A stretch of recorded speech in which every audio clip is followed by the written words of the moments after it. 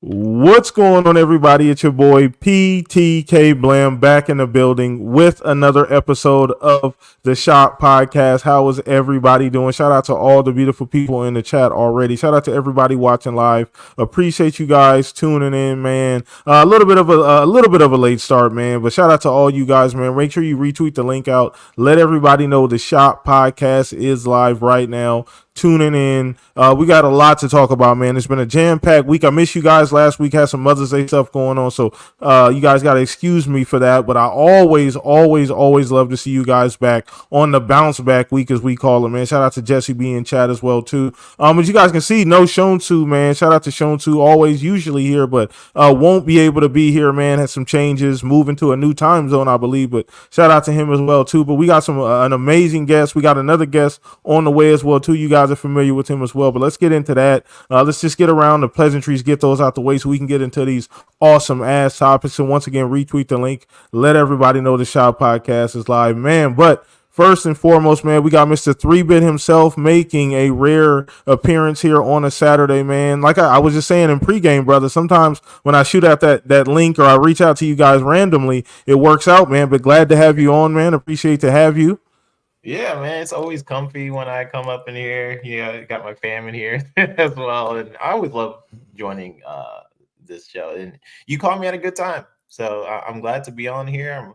I love what you always do with these shows. You're the OG, okay, in this podcast space. So I always appreciate being on here. It's gonna be a good week. A lot of news. Pong had a 5-hour show. That's how many stuff is coming out this week. We got a lot of cool news. We got Hellblade around the corner. I've been praising this game and for so long, and now that the sequel is coming out, I'm trying to rebeat the first one. So I've been doing that. A lot of cool stuff I'm doing behind the scenes that I don't know if I can talk about yet, but it's gonna be really cool. But yeah, it's been a good week overall. Thanks for the invite, man. Appreciate it. Not a problem, brother. Not a problem, man. And maybe we can get you let the cat out the bag, man, a little bit later, man. We'll see what happens, Chad. You never know here on the Shop Podcast. We'll see. We'll put some pressure on him and see what happens. Pong, we got the ultimate pressure guy, by the way. Shout out to you, Pong. Perfect segue. Put a little pressure on him, put that light bulb, maybe a little water. The problem is he's not a camera. See, 3-Bit has zero poker face game. Yeah, I'm like no camera thing. Yeah, he's got zero poker face game. That's when we can usually get him. Because even when he tries to play silent, his face tells it all. So that's when we usually get him. But I can't do that tonight to him. But he does owe me an answer on one thing. So we'll see if he ever gives it to me before the showcase. But anyways, great to have the bit in the house. I always love talking with him. Miss him not being on Xbox Ultimate and stuff on Fridays a lot anymore. So it's always great to be able to sit down with him. And of course, getting back with my brothers, Mr. Blam and Mr. Fuzzy. Great week of news. Really starting to get towards that showcase season that we always talk about. There's smoke and fires everywhere. There's news seemingly coming out every day, even on Fridays, which is crazy. So yeah, we got a lot to get into gaming wise, man. Homeworld 3 did a lot of that last weekend. Didn't have a chance to pop in this week. I was getting home late from work and just didn't feel like sitting at the desk, man, because that one I do have to sit in the desk for keyboard and mouse. But Homeworld 3 is phenomenal. I put about 10-12 hours into it last weekend. Just an absolute incredible RTS, sci-fi RTS that I've been waiting for a long time. But this week I hopped back into Starfield, of course, with the new patch. I had to try it out. Nice. And again, hats off. I've been giving the flowers to Bethesda this week on all the shows. Hats off to Bethesda. This is, I would love to have seen just one of these modes at launch. I think it would have made a big difference in some people's opinions, but that didn't happen. That was something we talked about. But the fact that they brought 3 modes now with this massive update, they've done the smaller patches, but this was a big one. I tried the 60 and the 120 mode, and both of them are phenomenal. Now, the 120 mode, you do sacrifice obviously a lot visually. It gets really kind of blurry in the background, especially on the OLED. And I noticed that, but it feels so nice. It feels great. So I flipped it back down to the 60 mode, which is the mode that pretty much everybody says is like the perfect balance between all of them. And yeah, it really is. The sacrifice on the visuals is minimal to me. Definitely something, again, with, over 400 hours in the game and 60, 70% of it on console, I got perspective. So is it PC level? No, it's not PC level. But as far as performance now with the frames, it feels like the PC and it plays like it. And it's awesome. So they've done a lot of work and they're going to continue to do work on that game. So I was really happy with that this week as well.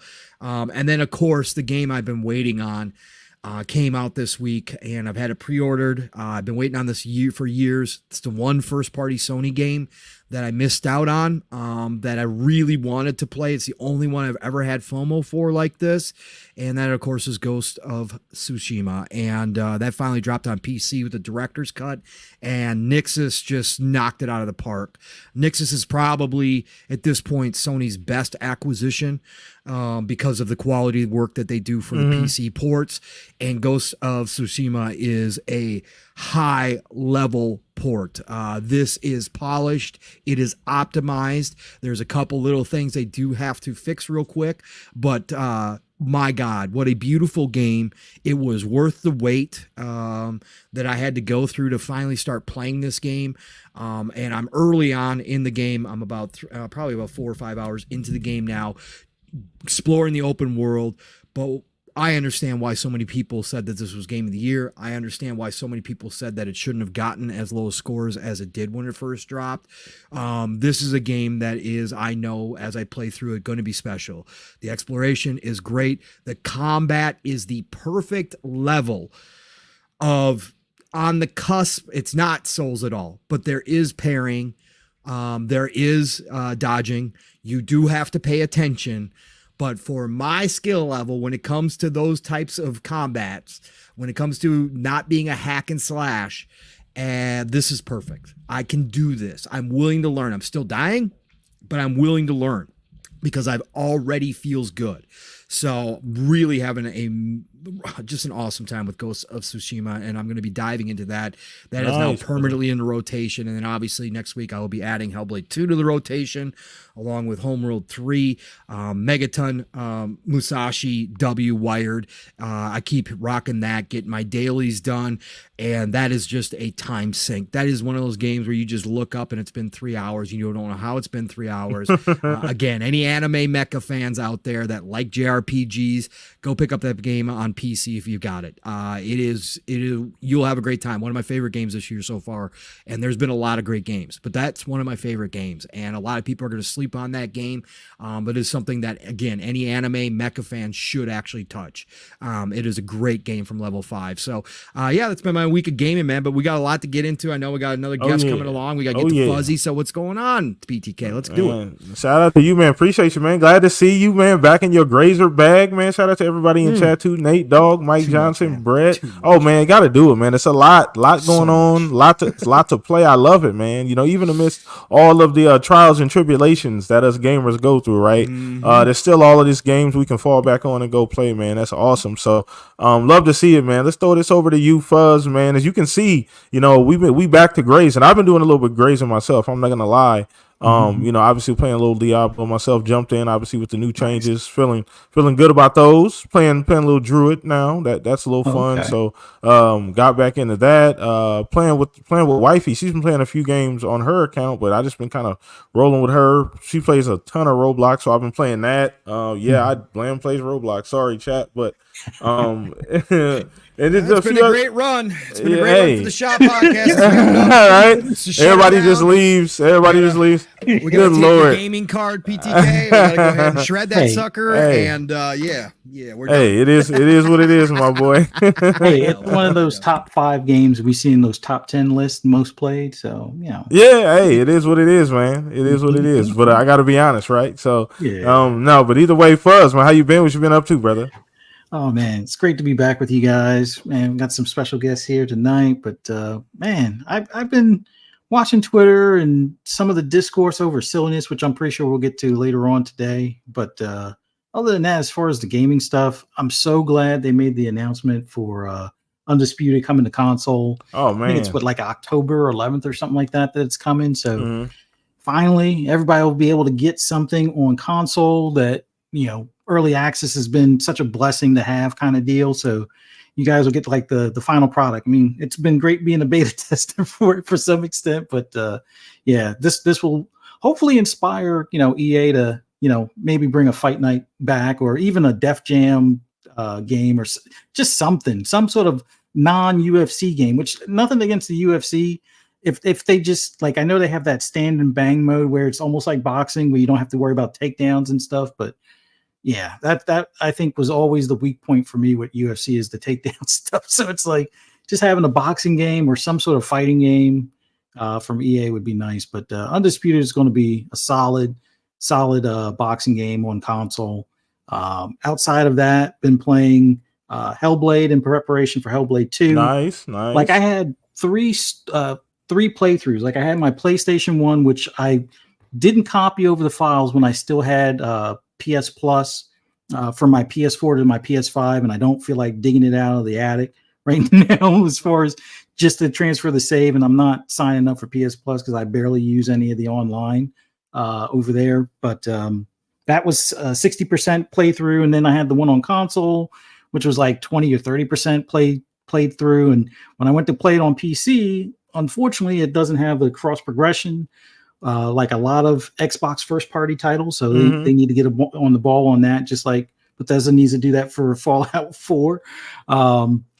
But finally finished it on PC, got the 1,000 out of 1,000, which for the longest time it was like figuring out where are the two runes or lore stones or whatever that I had missed. And they were like the first two on like one of the boards where you're I guess you're finding the shards of the blade, and you're going through the one dual universe building, and it's like, oh, I thought I got those, but apparently not. But yeah, so it was good finishing that up. Other than that, just playing my usual stuff, a little bit of GT7, a little bit of Forza Horizon 5, getting the cars for the week and stuff like that.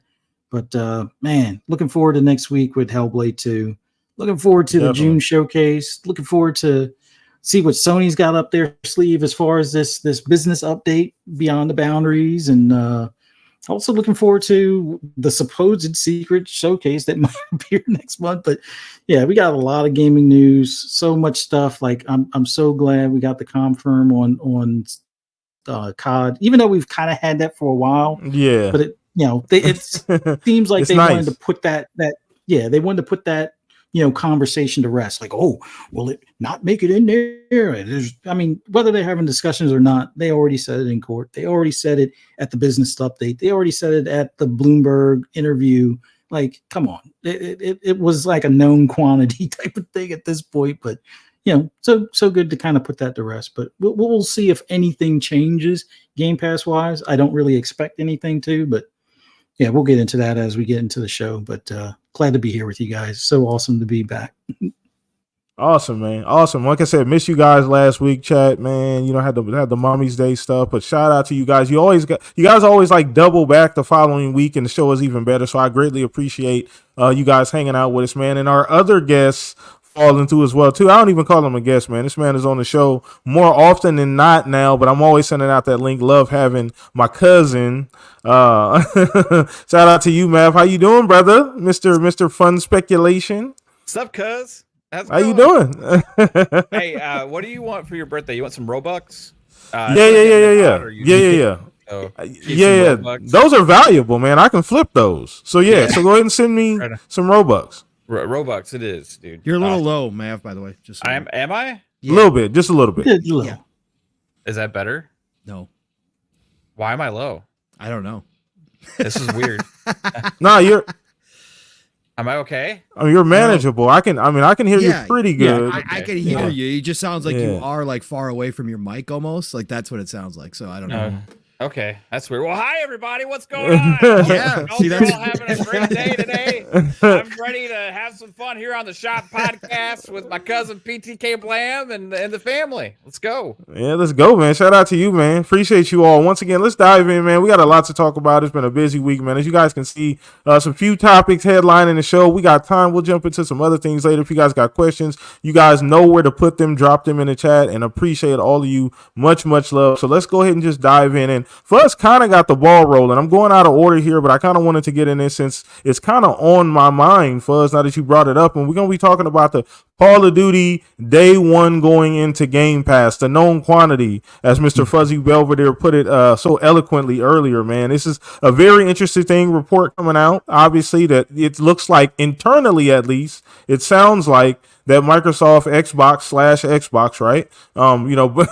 Depending on who you think is actually in charge at this point, have made the decision to actually drop Call of Duty in Game Pass. I don't know if they confirm how many or if it's going to be all of them or the actual quantity or, Call of Duty is going to be the full backlog plus the new one, or we just getting the most recent one. So I don't think they went into detail, but I want to get the panel's quick reaction and chat. You guys let us know in chat as well too. What do you guys think about this? Obviously, a majority of people here, we talked about it when the Activision deal obviously was first struck, that this is something that needed to happen. It was something that could and should happen. And once they were officially able to buy Activision, we figured this was something that obviously was top of the grocery list for them, right? You got this huge game in Call of Duty. So we're gonna start with our guest, man. We're gonna start with Mr. 3-Bit here. What was your just reaction to getting kind of a confirmation, not that you didn't know already, that Call of Duty was coming to Game Pass? Now, once again, I don't think, now quote me if I'm wrong here, I don't think they told us which ones or they went into any particular detail about the Call of Duties, if it's a full backlog or not, but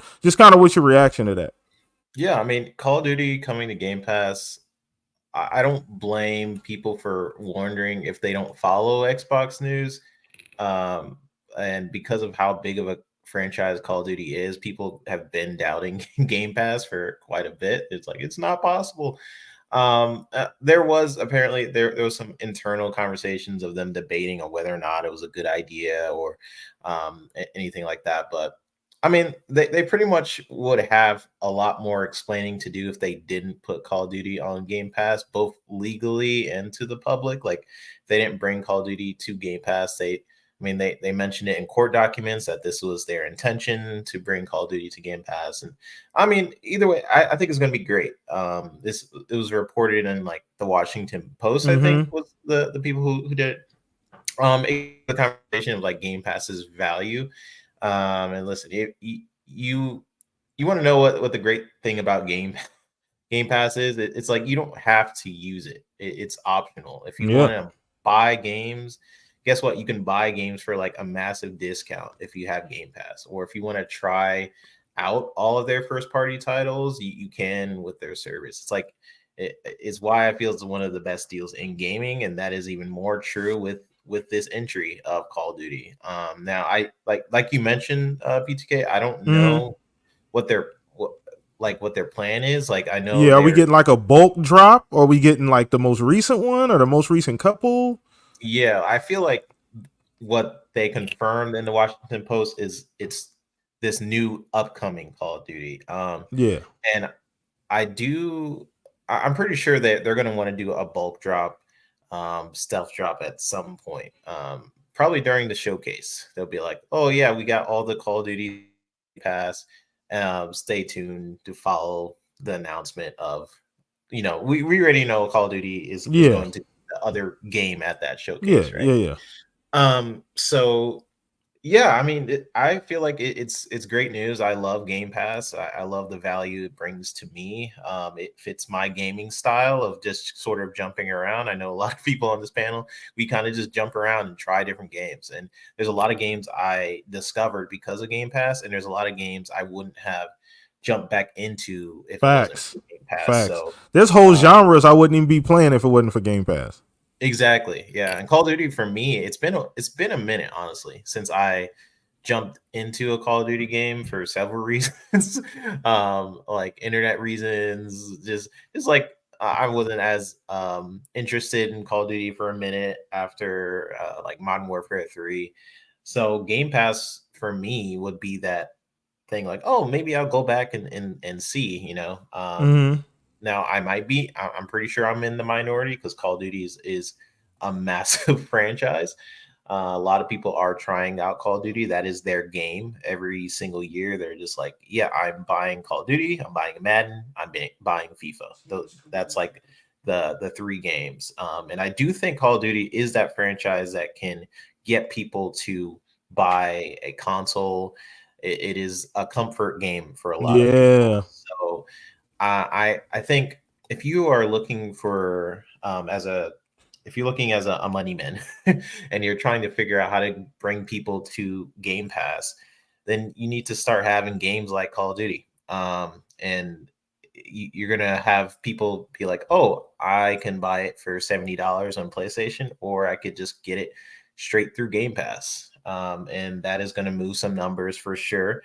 I'm sure the internal conversations they were having was, oh man, we won't get that upfront 70, but we could get people invested within the ecosystem. And that was something when we were talking about the studios of them putting the 4 games on other platforms. That was a conversation we were having, like, how does that benefit Game Pass if you're putting it on another platform, right? If you're putting Sea of Thieves and all this other stuff, yeah, you get that money. But if you really want to grow Game Pass, then this moves like this is kind of the way to do it, in my opinion. I mean, I'm not the numbers guy, but something like this, where you put a Call of Duty game, a huge game that people buy every year, into the service, you're not paying the full price for it. It'll definitely move some numbers. But yeah, for me, I am that person that I haven't jumped into a Call of Duty game for a while, so I would be, if it does go into Game Pass, they'll get a new sort of customer in me, so I can try it out, you know, I could play, see if I'm still vibing with it like I used to back in the day. So it's cool for me. I think it's awesome news. And yeah, I mean, I'm a gamer. I love Game Pass, so it's just like, why not? You know, so that's how I kind of look at it. Awesome. And so once again, I mean, you know, this is, I think for majority of us, man, we're looking at this as a great thing. And, you know, we've kind of looked at this from the beginning. This is one of the big things. Obviously, this was probably the most talked about thing right after they announced it. They made the announcement for the acquisition. I think you would agree, 3-Bit, that the next question after that was, okay, what's going on? What's happening with Call of Duty, right? After everybody realized, oh, this is actually happening. They're actually going to try and buy Activision.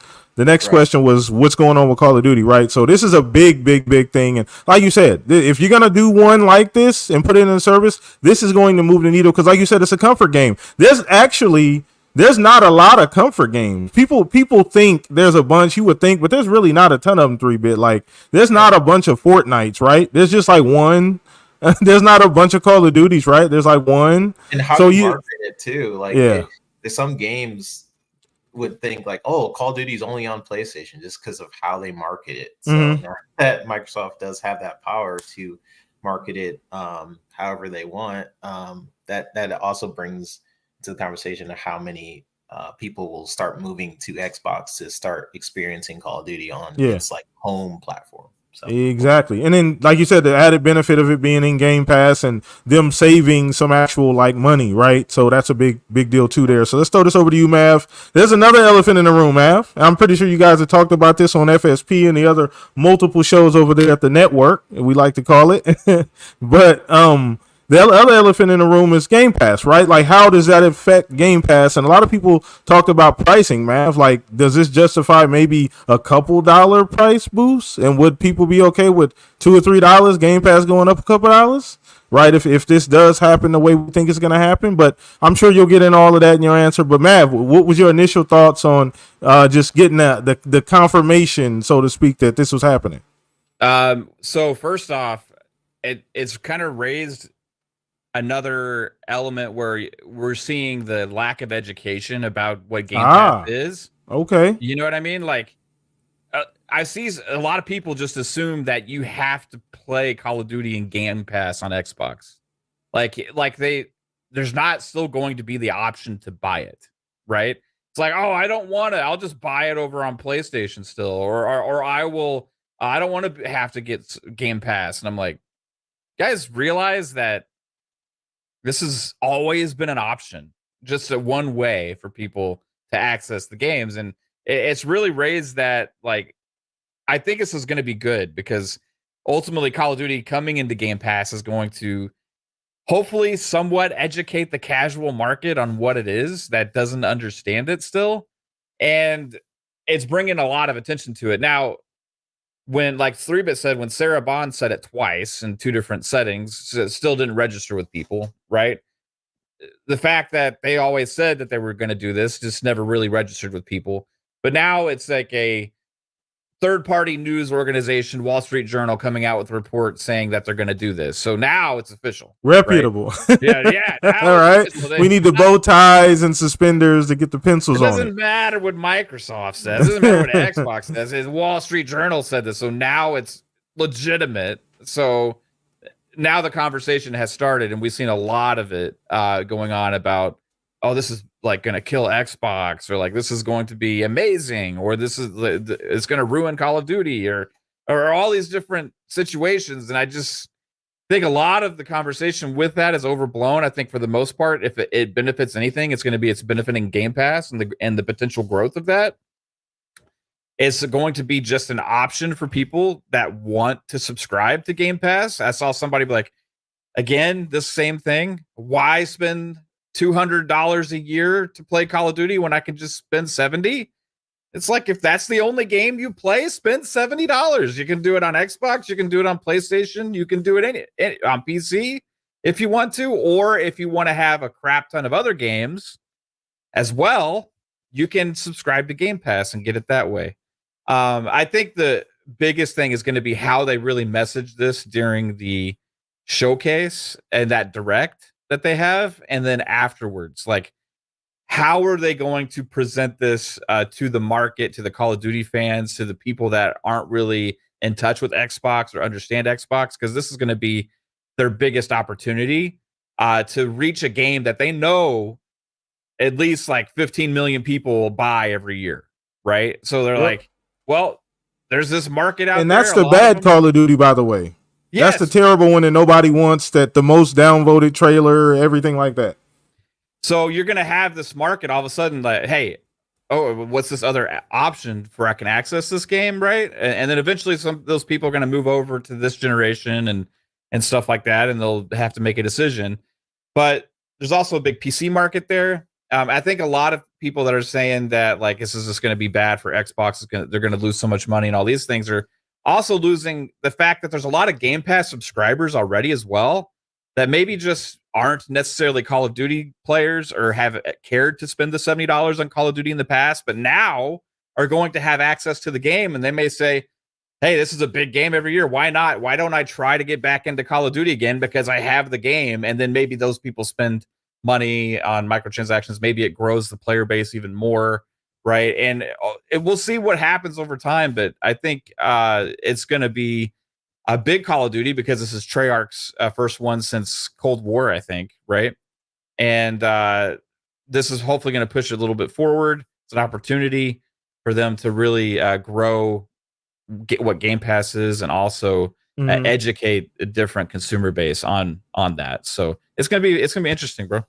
Yeah, it's crazy because you look at Call of Duty, you look at Xbox as a platform, they've never really had this kind of opportunity either, man. When you really think about their history, no. Like Call of Duty is a one of one, right? I mean, you've had Halo, so you've kind of had the other Call of Duty already in house, right? Like the other game, the other shooter that defined the generation. Then you get the other one. That obviously that never happened. So them to have this opportunity, and like you said, it's so big and it's such a massive game that it really doesn't matter that it's in Game Pass, that it's still on PlayStation, that you can buy it elsewhere. Like, it's just another option, like you said. And now they get to control the market. The big thing for me is that the marketing portion of it, because you get to control how it looks. You get to control when the commercials come out. Obviously, the name gets attached to it. That's more important to me than anything. It was never really like, I didn't care where Call of Duty. Listen, let's be clear here, Mav. Prior to this deal, the day 24 hours before they came out and said, hey, we're going to attempt to purchase Activision Blizzard,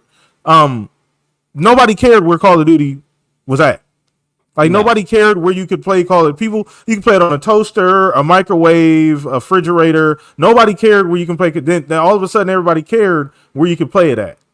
So I think we finally understood, like, we understand what Call of Duty is. So for me, it's one of those huge moments in Xbox and their history, and it's another step for them. But yeah, them getting the marketing for me, man, was bigger than anything. Yeah, it's so funny because all these people are trying to say, oh, I'm still gonna buy it here or whatever. Like it's hurting Microsoft or hurting Xbox or something to make a statement like that. Like they don't care. They want you to buy the game or subscribe to Game Pass, right? And they win either way. It's not like all of a sudden Call of Duty is going to stop selling millions of copies just because they put it into Game Pass. No, Matt, I'm going to buy it on PlayStation. Yeah. Oh my God, that's so horrible. Yeah, that's what they want. And guess what? Every microtransaction you spend on PlayStation, Xbox is making money on it. And also when you buy the game there, and they're happy to do that because they are acquiring this user base that is already entrenched on PlayStation. Well, screw you, I'm going to buy it on the mobile. Oh, good for you. Yeah, exactly. And it's like, it's so funny that people just find it so like asinine that they could put something like that on Game Pass and how bad it is for Microsoft and all these things. Like they're winning either way here, right? No matter how you access the game, they are getting your money for that, right? And they want you to do any of those options. And I think ultimately it could be a great thing for Call of Duty as well, because it's going to help other people that may have not ever tried it actually play it as well. So there's a win-win here for everybody. We'll see ultimately what makes Microsoft the most dollars and cents at the end of the day. But for me, that's not my concern. I care about what is best for me as a consumer and my dollar, and putting all the Call of Duties in Game Pass day and date was never a question of, do I think they should do that? It's like, no, I want that because I already have the subscription. Why wouldn't I want that? Right? Don't give me less, give me more. And I think it's going to be an amazing thing. And this is going to be that time. I think we're talking about this a little bit the other night, that maybe the media, a lot of the consumers are just not going to be able to ignore the value, right? They're not going to be able to ignore it. You have so many games drop in the second half, and they cap it off with Call of Duty towards the end of the year. They're not going to be able to ignore this. Yeah, and it's just going to keep going. I think at the showcase, we'll probably get some stuff announced. It's probably going to be for early 2025 as well. And people just be like, oh, if I just subscribe to this service, I get all of these things plus Call of Duty, and then plus this and plus that, and then all these other games and service games have been going on for years, and they keep updating them and make them bigger and better. Okay, yeah, it seems like a dumb decision not to do that, so I'm going to do it. Right? I think that's just ultimately where it's going. Oh, 100%. 100%. The one thing people don't understand about Game Pass, people don't seem to get, good or bad, Mav, but we can get to the particulars, and a lot of times we split hairs about Game Pass. All these different podcasts go back and forth about it. Ultimately, it's a one of one. They're the only people in that lane at this current point in time.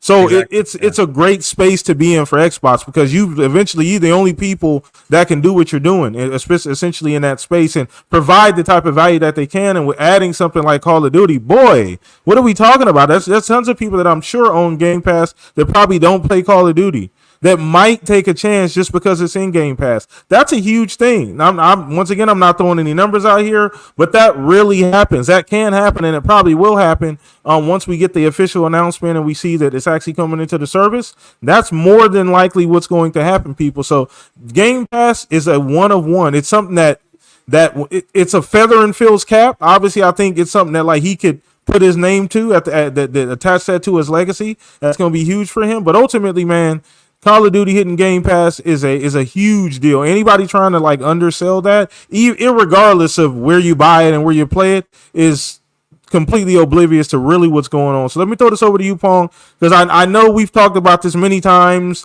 right up until they actually were officially able to acquire, all the way through the ABK deal and the back and forth case and everything, Pong. And we always talked about what kind of chess move would this be, right? How would this play out for Xbox? How could they leverage this, even if it's on everything, Pong? And then obviously we get the official with a bow and a whistle from, Wall Street Journal. And we're seeing that it's actually coming to the service. So where you at on this, Paul? Well, it's still not official. I mean, again, it's Wall Street Journal, so everybody runs with it. But again, we already had Sarah Bond triple down on it. Okay, yeah. So why people act surprised about it, I have no idea. But since everybody wants to roll with this as if the Wall Street Journal has never been wrong in their entire careers before, then that's what we're gonna do. And again, we all believe that it was gonna happen no matter what. Are you still of the mind that it's going to? Oh yeah, okay. 1000%. I've never changed. Like I said, it would be so. Again, the conversations I believe were happening. Why people get mad at Tom Warren for reporting this stuff, I have no idea. He's doing his job.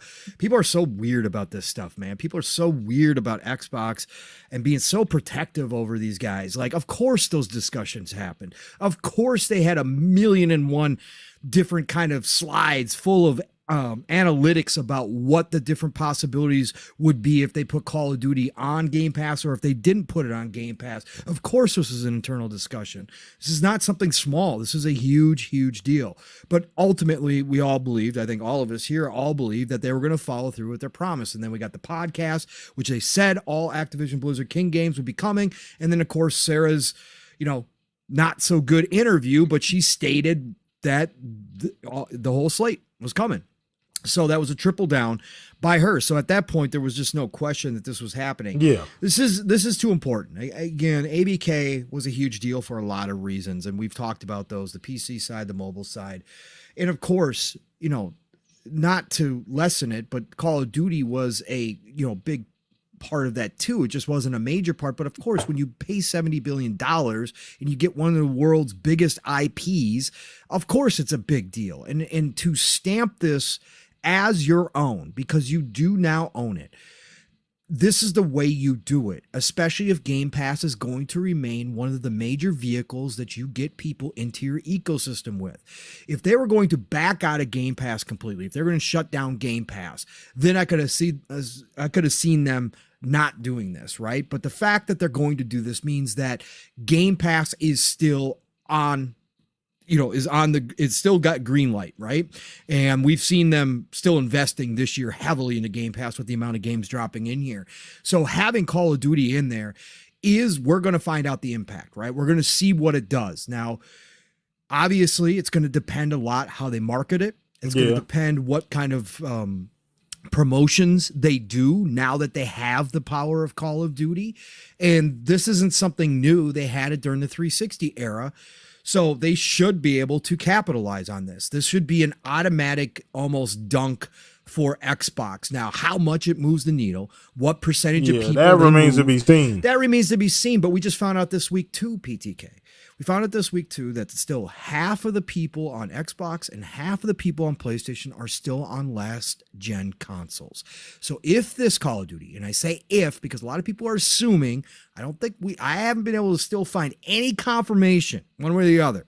A lot of people are assuming that this is going to be a current gen only version of Call of Duty, that they are finally going to move away from last gen.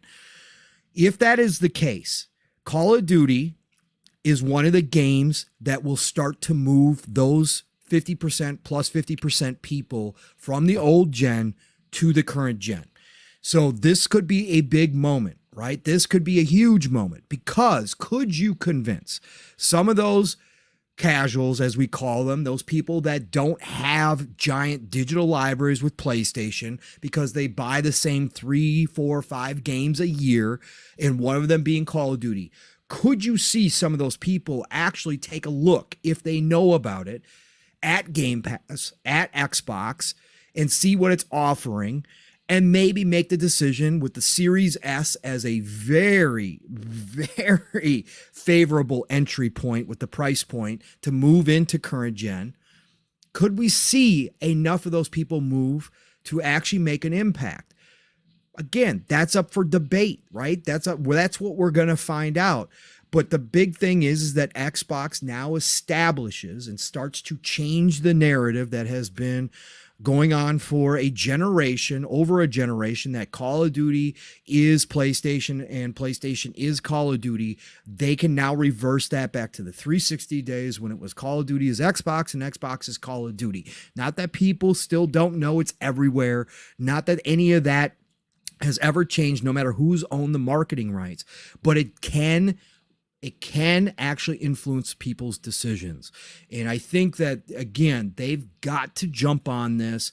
This moving it into Game Pass signals to me that they are all in on Game Pass is still viable option into the future, that they could still hit those big internal goals that we know they had. 50 million. They probably wanted to be around 50 million by this point. We know they're not there. They're probably about 30 million right now.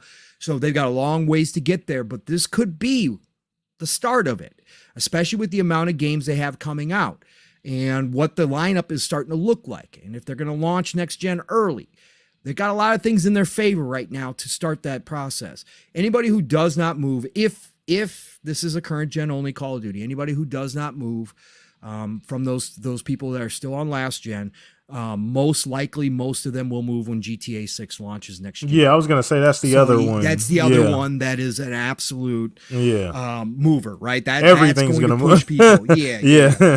So I think, but again, they've got Call of Duty first. They get a chance to move some of those people right now, and they have a chance to grab some of those people and move them over to Xbox's ecosystem and get them in from here going forward.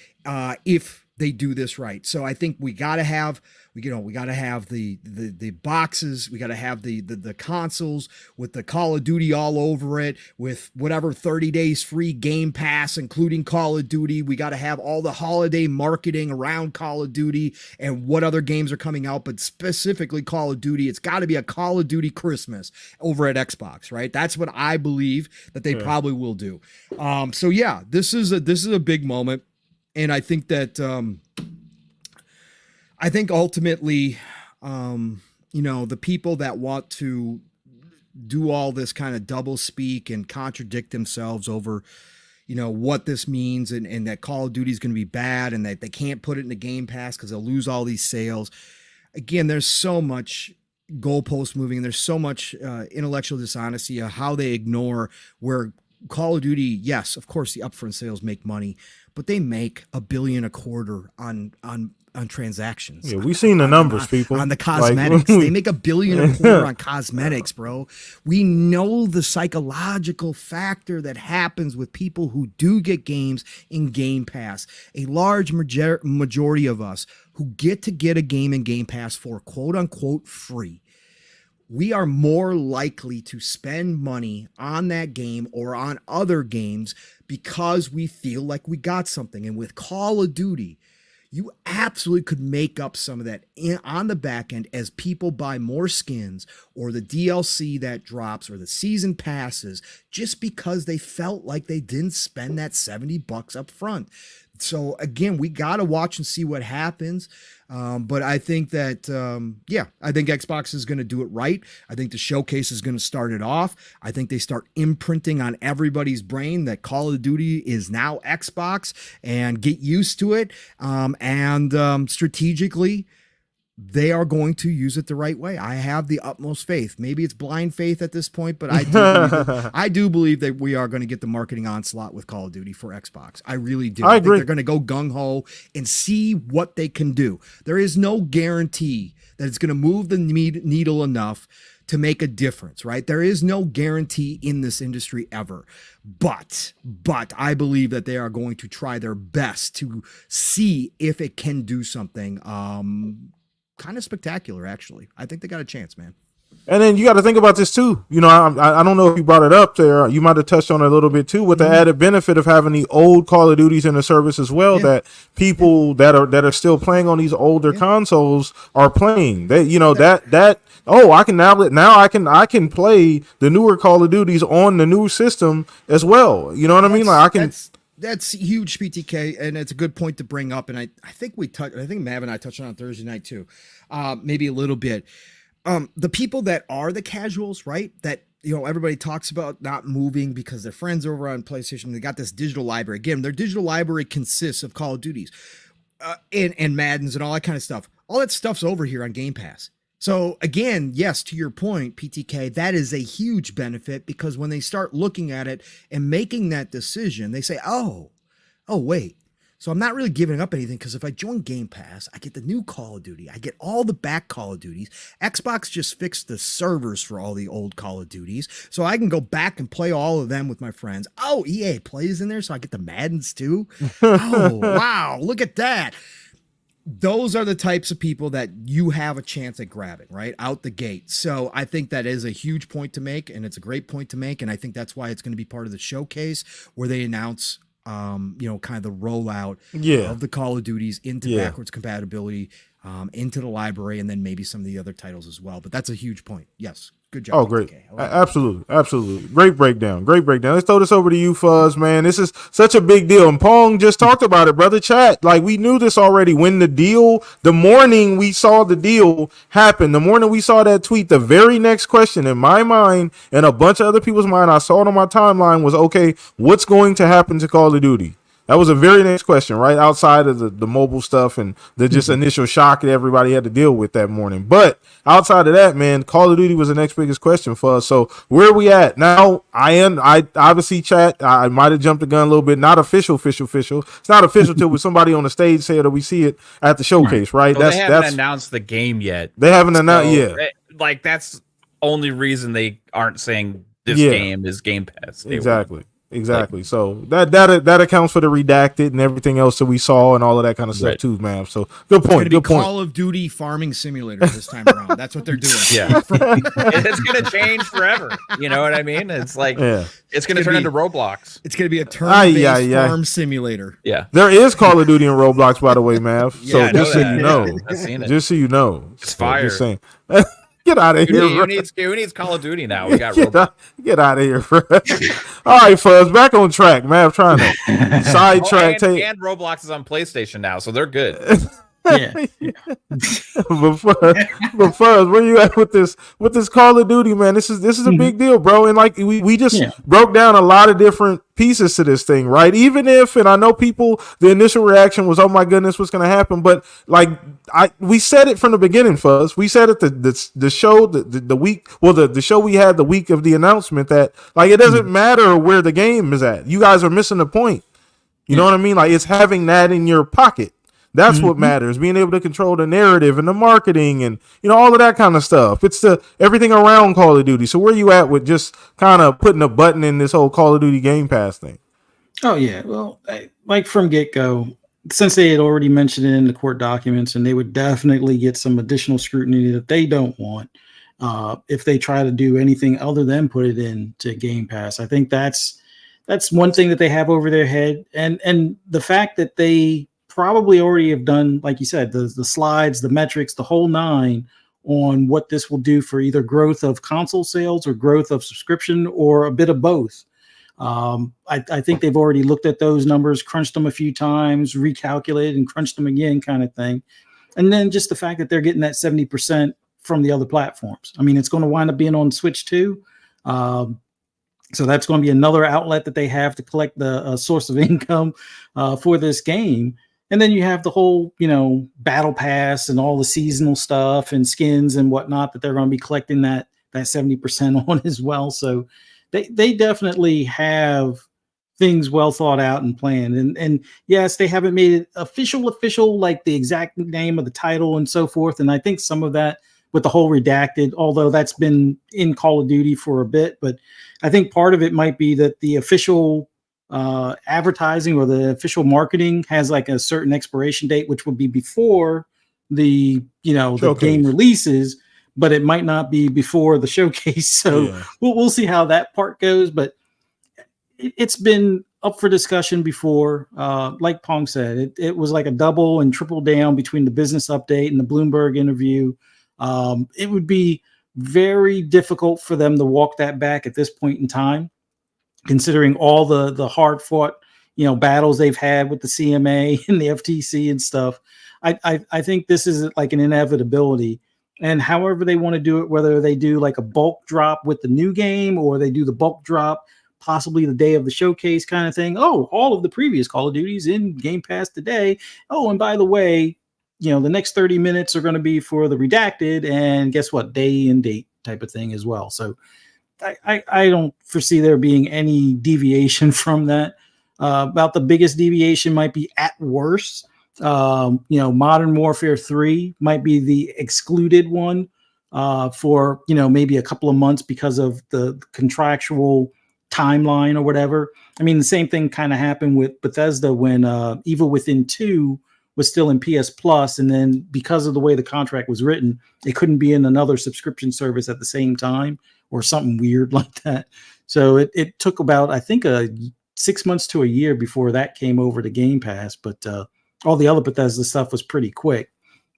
So I wouldn't be surprised if Modern Warfare is like the odd man out. Mm-hmm. But all the other stuff, I pretty much expect in Game Pass, by the time of the what do you call it, the showcase, and then the new one this October or whatever the launch date will be for it. But glad to see that they, talked about it, had this controlled leak kind of thing with the Wall Street Journal, I guess it was.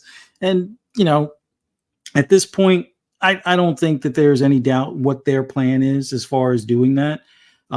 There is other questions popping up as far as maybe a change of tiers or maybe some pricing differences, which they also have to be kind of careful, even though they didn't commit, in writing or 100% that they would never raise prices, but it was discussed in some of the, court document stuff. But as far as how hard, the FTC can hold them to that, we'll see. Like, if anything, I think just knowing how Microsoft is probably looking to avoid any additional scrutiny from governing bodies, they'll probably wait to do a price increase, at least on the way things are set up currently, until maybe the next Call of Duty, not this year, but the one for next year, unless they do a skip, which we'll see if they can even finagle that one.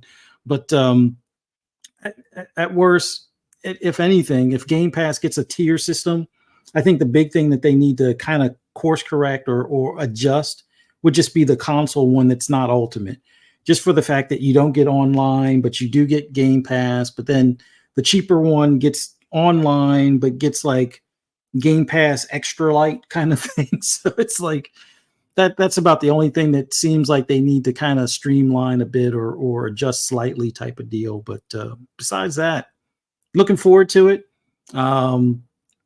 Hoping some of the other rumors I've been hearing lately bubbling up as far as Take-Two possibly getting into a partnership.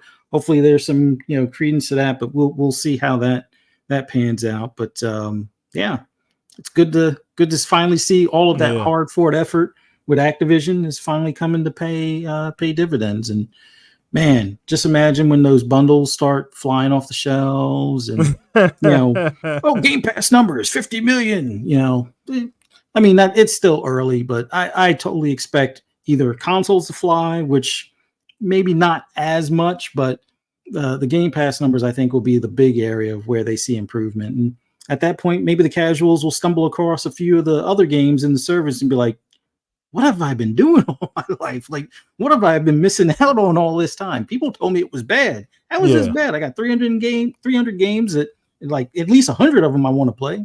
Yeah, I can't wait for that change of narrative and change of, gaming social media where people are like, I'm re-upping my subscription. In fact, I've stacked it to 3 years. Like, I don't ever want to not have Game Pass type of thing. But we'll see how things go. But it's looking awfully bright now, despite some of the weird stuff going on behind the scenes. But outside of that, it's just great to see.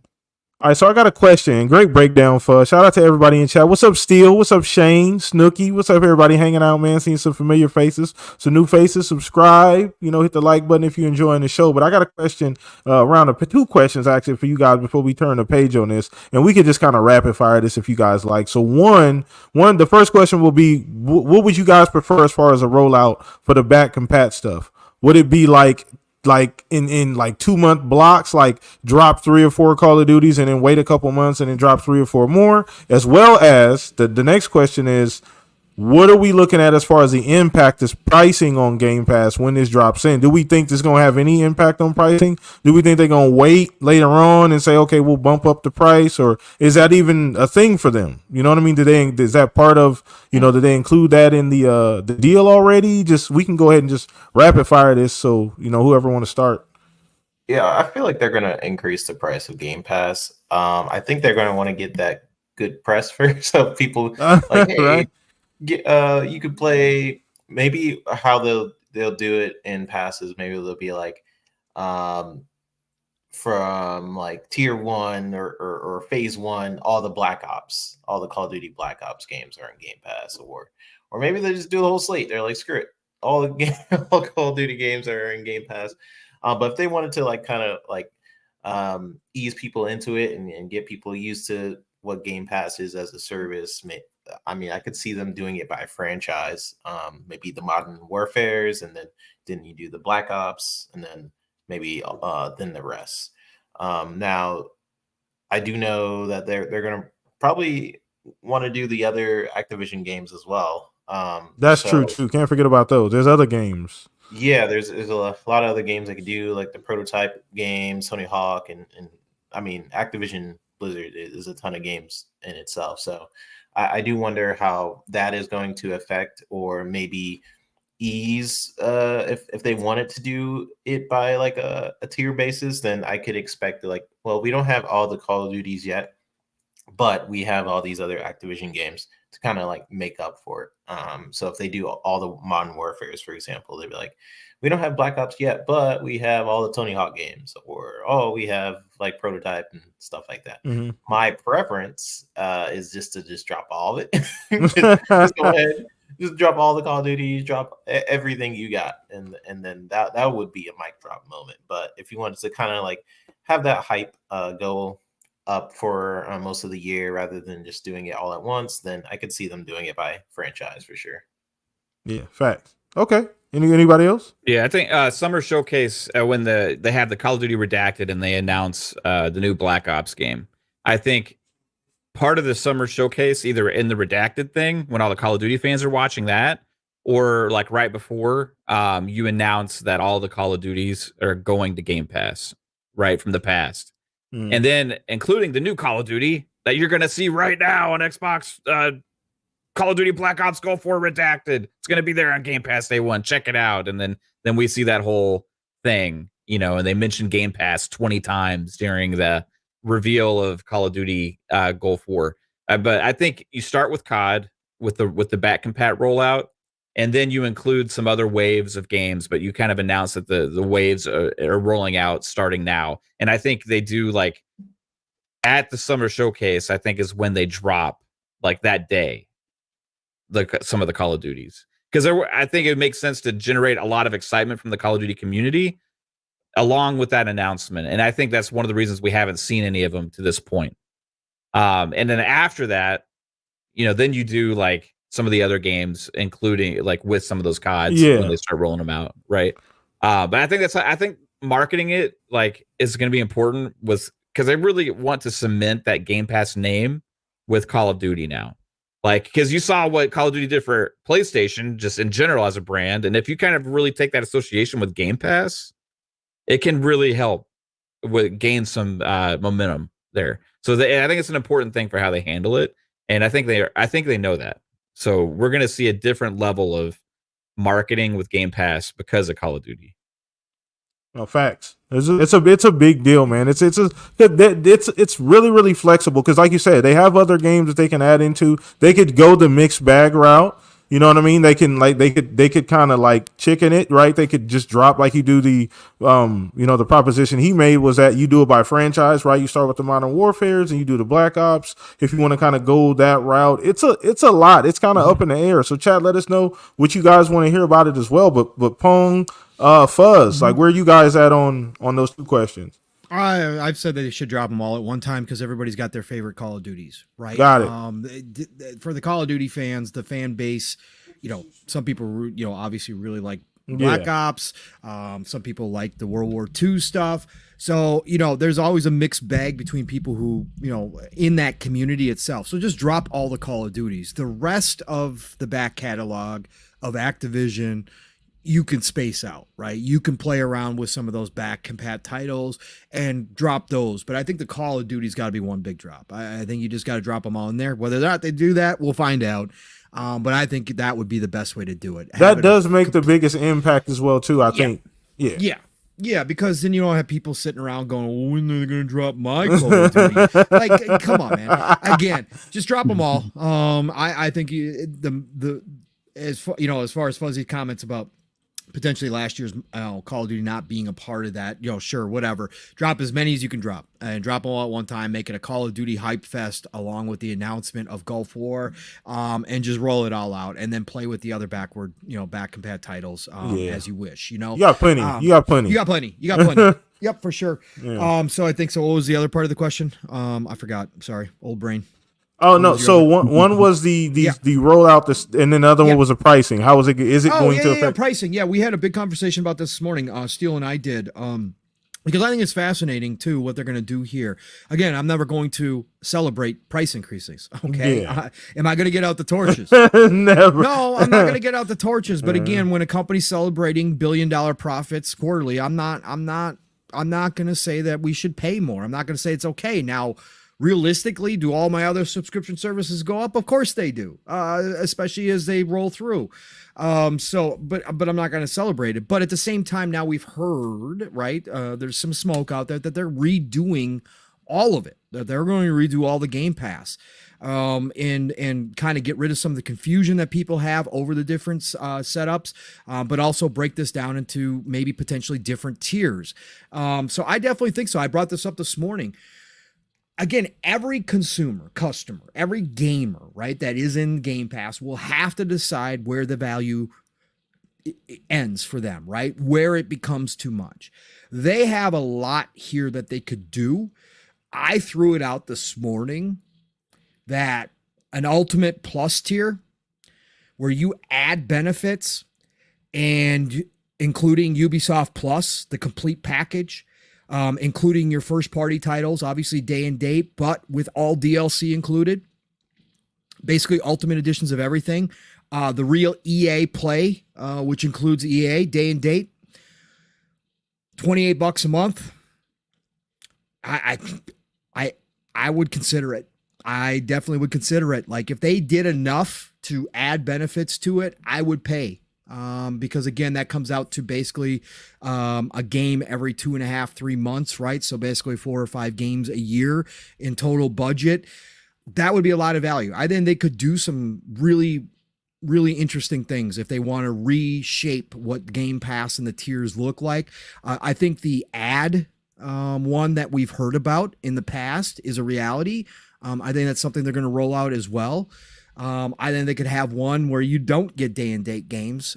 You get them, 6 months, a year later. I think they could do some really interesting things. And I'm not taking anything off the table. I'm not saying absolutely not. I will have my limit, depending on what they do with these tiers, but I'm not going to sit here and lie and say like, hey, if they bump it to, $20 a month or $25 a month, that I still probably wouldn't be in, depending on what that looks like. I'm not going to sit here and tell you, blow smoke up your butts and tell you I'm going to be one of the people that speak with my wallet and I'm out. No, I told you all I'm going to ride Game Pass until the wheels fall off. Now, if they do something really wild and they come out and say, well, because of Call of Duty, we're not going to give you anything more, but we are going to give you Call of Duty, but it's going to be $30 a month. I'd be like, okay, wait a minute. We're going a little too far here. I do have my limits, but again, I'm not going to be the dude that says absolutely not. If they raise it by $2, if they raise it by $5, I'm completely out. That's complete bullshit. No, because of who I am as a gamer, I have incredible value out of Game Pass. I get incredible value out of Game Pass, right? So it will take a lot for me, but every gamer is going to be different. They could push the boundaries. They could find out that they've gone too far if they try to do something crazy. I think it's probably more likely that they're going to adjust the different tiers that they have now, make it less confusing, add a tier or two within that, and Ultimate goes up by $2 to $20 a month. That's what I think probably will happen, most likely. But I could see some other scenarios in there that would be kind of cool, kind of crazy, maybe a little risky. But this is going to be the part that does really kind of, I'll be waiting to see what they do. And I do think whatever it's going to be, it'll come shortly after the showcase. I think they will blow us all away with the showcase, right? I'm saying this is probably going to be their biggest showcase of all time. We are going to get hopes and dreams. We're going to see all this content dropping. And then a couple days, week later, by the way, we're redoing Game Pass. Here's what it's going to look like now. And I think that's the way they roll it out. I think we'll find out sooner rather than later on this. If I think, Pong, I think it would be like, I've been racking my brain because I think the bigger question is like not when are they going to redo things or like when are they going to go up? It's like when are they going to, right? And for me, I've been trying to rack my brain around when is it going to be the right time, because like part of you says, oh, do you do it before, so that way people get adjusted and are not as upset that you gave them all this stuff and then raise the prices, or do you do it after everybody realizes, hey, this is crazy because all these games that they're dropping in the second half and then Call of Duty and then all this other stuff drops in there. And for me, I'm thinking like if it was me, I would probably wait until like early next year, like January or something. Yeah, because you're still like, for me, this is your opportunity to grab a large amount of people, right? With this wave of games, the second half plus Call of Duty going in there, the whole Batcat and all that kind of stuff, and you go into like super aggressive acquisition phase, and then you have everybody say like, wow, this is actually way different than I ever thought. And then you come out with like, hey, here's some different, we're redoing this and adding some different options and stuff. And people, I think, will be more palatable to an announcement of it as opposed to before everything actually hits, because I think you need people to see the value. And for some reason, a lot of people just don't see the value. And if you announce it now, I think that creates maybe more negativity to lessen the ability for people to be willing to jump in, right? So that would be my thinking, but there's a million ways you can make an argument for all the different scenarios with it, and I think they're probably having these same kind of discussions. 100% behind the scenes, like how do we do this? How do we manage it? I think it's part of the reason why we haven't seen Family Plan roll out. I was gonna say that's the other thing. Yeah, that's the other thing too. Handheld, if there's a handheld, right? Handheld, yep. That's another thing too. All of that plays into it. They could be adding a mobile Game Pass as well. Right. That we talked about years and years ago. Them doing, they could be thinking about that as well. There's a lot. Yeah, my thinking is if they do a handheld, if that's real, they got to rethink the My Home Xbox situation. But it has to be different, and that's kind of what the whole Game Pass family thing is built around, is that whole system. So, because in order to really make a handheld be as functional as it could be, you would need that to be your home Xbox in the current system, right? Because you could be losing connection if you're on a bad Wi-Fi or on a train or a plane or anything. You still want to be able to play your games. Currently, unless you're on your home Xbox, you got to be signed in, right? So for a handheld, you need that to go away. You need that to be your home Xbox. But like, if you have a handheld and you have other Xboxes at your house, you don't want your handheld to be your home Xbox. No. You know what I mean? So I think they got to rethink that whole situation of how they're doing the entitlements, DRM and all that kind of stuff. And that might, once they made the decision we are doing the handheld, that may have been what actually put that family plan on the back burner until they figure this out. Yeah, there's a lot of moving parts that we haven't even thought about, man. Like you said, with the Call of Duty stuff, the Activision games, and you got the possible handheld later on. That changes like timeline completely, man. Right? Like that changes like how these things go together, right? Because and like you said, right? Like it's in about the messaging and like the timing. There's almost not a perfect time and when they can do it. It's like sometimes you just got to bite the bullet. Like I get what you're saying, Mav, about like maybe just kind of hold off for another like 6-7 months, let them get the taste, get that big rush of the Call of Duty crowd and all of the holiday stuff you're offering, all of the indie stuff you're offering, all of the heavy Game Pass, the Game Pass diet you're getting late this year.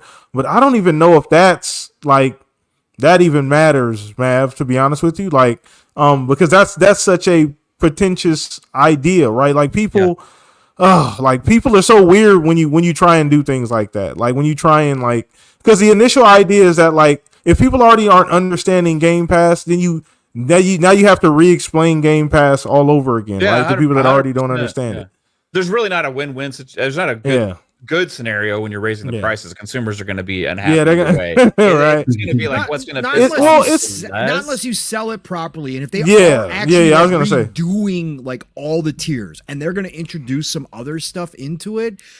then I could still I could see a win if they sell it properly, right? Yeah. If it's just a straight up price increase on what we currently already know Game Pass to exist as, then that's harder to sell, right? Like they were doing way with harder. the Xbox Live Gold. Yep. Before, Right. you know? Exactly. Mm-hmm. But if they come out with a brand new kind of, hey, everybody, we redone Game Pass. It's more exciting than ever before. That's right. And they got all this, they got all this added stuff, and they kind of sign up today. Yeah, exactly. Sign up today. You're getting more than ever before for your $1. Like, they could pull it off, but no. What if they roll with the choo-choo mother? Man, let's go. We making it out the hood on that one. We getting paid. Yeah. Let's do it. For sure. Console earns 1 cent for every Game Pass subscription.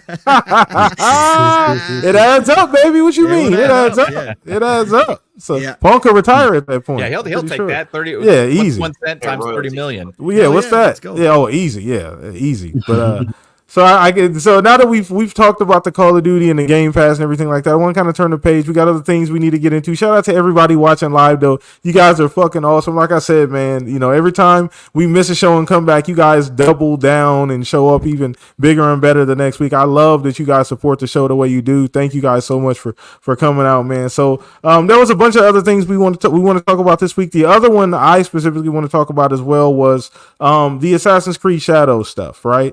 Obviously that's happening. I know Pong, this is kind of your forte. You're a big fan of this topic. I know you guys have already talked about it, YouTube Mav as well, but I want to get into this. So I want to start with you 3-bit. There's a couple things I want you guys' opinion on, right? So maybe 2 or 3 things. One just being, what do you think about the game as well? What we know about the game, obviously being a larger game, more open world. You got multiple people you can play as now. I think just 2 people, as far as we know, you can play as now. They're taking the game's kind of going back, mind you, it's kind of going back to that open world Valhalla origin style game. Not quite as big, maybe some few tweaks here and there from some of the news we got, as well as the whole, I don't want to say controversy, just surrounding the Black Samurai and the character as well as that too, because that was such a big deal. People trying to Hogwarts Legacy, Assassin's Creed Shadows, unfortunately, put that stank on it. But 3-bit, where you at on just Assassin's Creed Shadows? And obviously this is a big game for Ubisoft.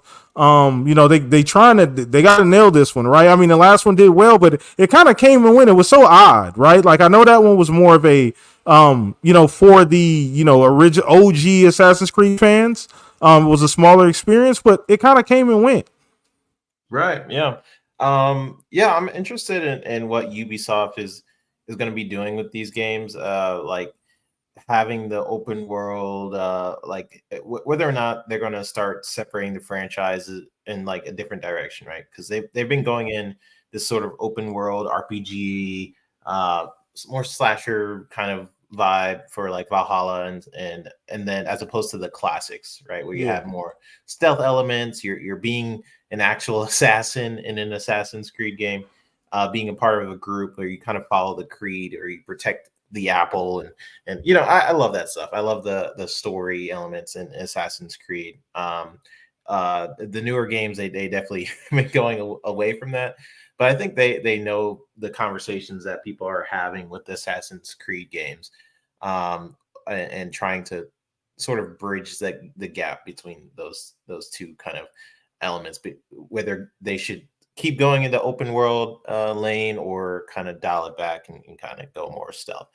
Now, I mean, there's also that conversation, right, whether or not Yasuke is a real samurai, kind of questioning his validity of how much he's a samurai in like a fictional game. Conversation itself, to me, comes off a bit disingenuous. Now, there's like examples of companies, of course, pushing agendas, right? You despite like a character's history, of course, we've seen that with like Tomb Raider, for example, how that franchise is now handled with this game, and people saying he's kind of a retainer, not really a samurai. And I'm like, what do you guys think a retainer is? I mean, retainers are usually just a samurai that provides military service. And I think it's cool, right? So to me, when they were basically showing the trailer, and I'm an art history nerd, right? So yeah, I was like immediately kind of stoked for it. and if you guys kind of just look at his backstory, like Oda, I always forget how to say his last name. It's like Nobunaga. Yes. So he was like assassinated, and then all we knew about Yasuke after that, like his last recorded history, was him just being sent away, him being sent away to like this temple after being spared after the assassination, which to me is like a perfect setup to being an assassin. Like this guy just goes off, no one knows what happened to him afterwards, right? It's just lost in time of who this guy could be, and to me, like him being sort of trained underneath Oda, and him, basically being accepted into his family, being a retainer, and then just mysteriously kind of being lost to time. I mean, that's such a cool setup to being an assassin. So, I mean, I don't know, man. Let the developers do what they want. If you look at just his backstory, he was like a slave turned samurai. I mean, that in itself is unique and different. There's a lot of cool stuff you can do with that. And the Nobunaga, he was also like one of the first kind of Japanese generals to start using muskets and gunpowder and stuff like that. A lot of samurais didn't want to use it at that time. So it's just a lot of cool stuff. And the reason why I'm bringing that stuff up is because Ubisoft, they do a lot of research into their characters. I have my gripes with Ubisoft. I work with them, but something I can never say they don't do.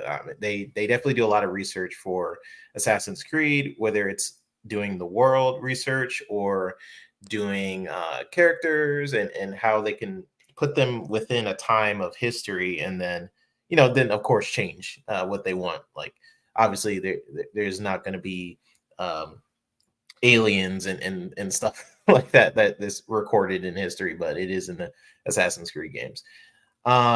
So yeah, and I'm also that a person on the panel that loves CGI trailers. I'm interested in that contrast between Yasuke and the girl assassin, because it does seem like he's going to be more of the brute, heavy type combat, and she's the stealthy side.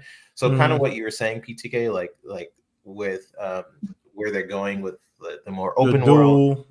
I feel like him being more the brute and her and she's being the stealthy side, that could be the bridge that people are looking for to kind of intertwine the Assassin's Creed. Be able to do a little bit of both. Yeah, having that stealth. So the people that enjoy the stealth side of Assassin's Creed, like me, and then if people are kind of enjoying the new side of Assassin's Creed with the brutal combat, then you could just choose him.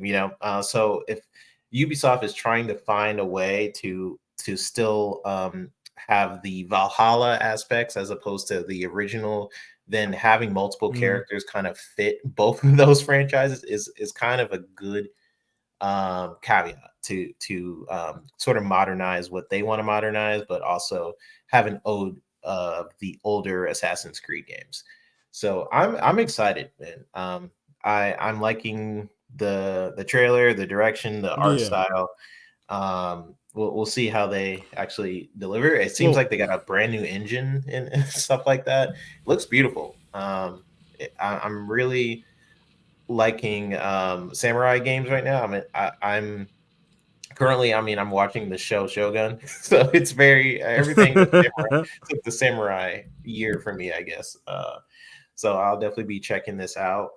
I am wondering how they're going to balance the two players. Like I'm trying to remember Assassin's Creed game where you start playing as two people. Syndicate. Syndicate. So they are. It's been confirmed that it is going to be set up just like I don't need to jump in, but since you asked that question, it's going to be set up like Syndicate. So you will be able to choose for the majority of the game if you want to play one or the other, or in this one, you're going to be able to switch on the fly like Grand Theft Auto. They will have certain missions where you are forced to play one or the other in those specific missions, just like Syndicate was, right? So I was an EV player. I like Jacob as a character. I just didn't like his play style. And so was forced to play Jacob through certain missions in Syndicate, but otherwise I could play Evie full time through most of the game, right? That's how they're going to do it here, except that you will be able to switch on the fly between the two in this one. So if you want to have that duality, if you feel like all of a sudden I want to be tank, you can be that tank. There will be certain missions where you will be forced to, if you are just a fan of one or the other, you will be forced to play the other one at certain points. But if it's set up like Syndicate, it wasn't like a massive amount of missions, right? So it should be okay. But yeah, that's how I think that's a cool way to fix that problem too, Paul, because people don't. Syndicate was probably one of the best Assassin's Creed games. If you just take your glasses off, if you just really think of put them next to each other. It's top 3 for me. Yeah. So I'm one of the rare ones who loves Syndicate and thinks it's way underrated. Bro. It got caught at the time when people people were tired of Assassin's Creed at that point in time, and unfortunately, it got caught in the stank. It had some of the best historical figures of all time. Like the whole game, how the London, it was amazing. It was amazing. Such a great story, such a great characters. And like you said, game freaking amazing. Yeah, so I loved her. Yeah, absolutely love Syndicate and Unity too. I mean, that was Unity had its technical issues. It had a lot of technical issues, but it's one. The idea was good.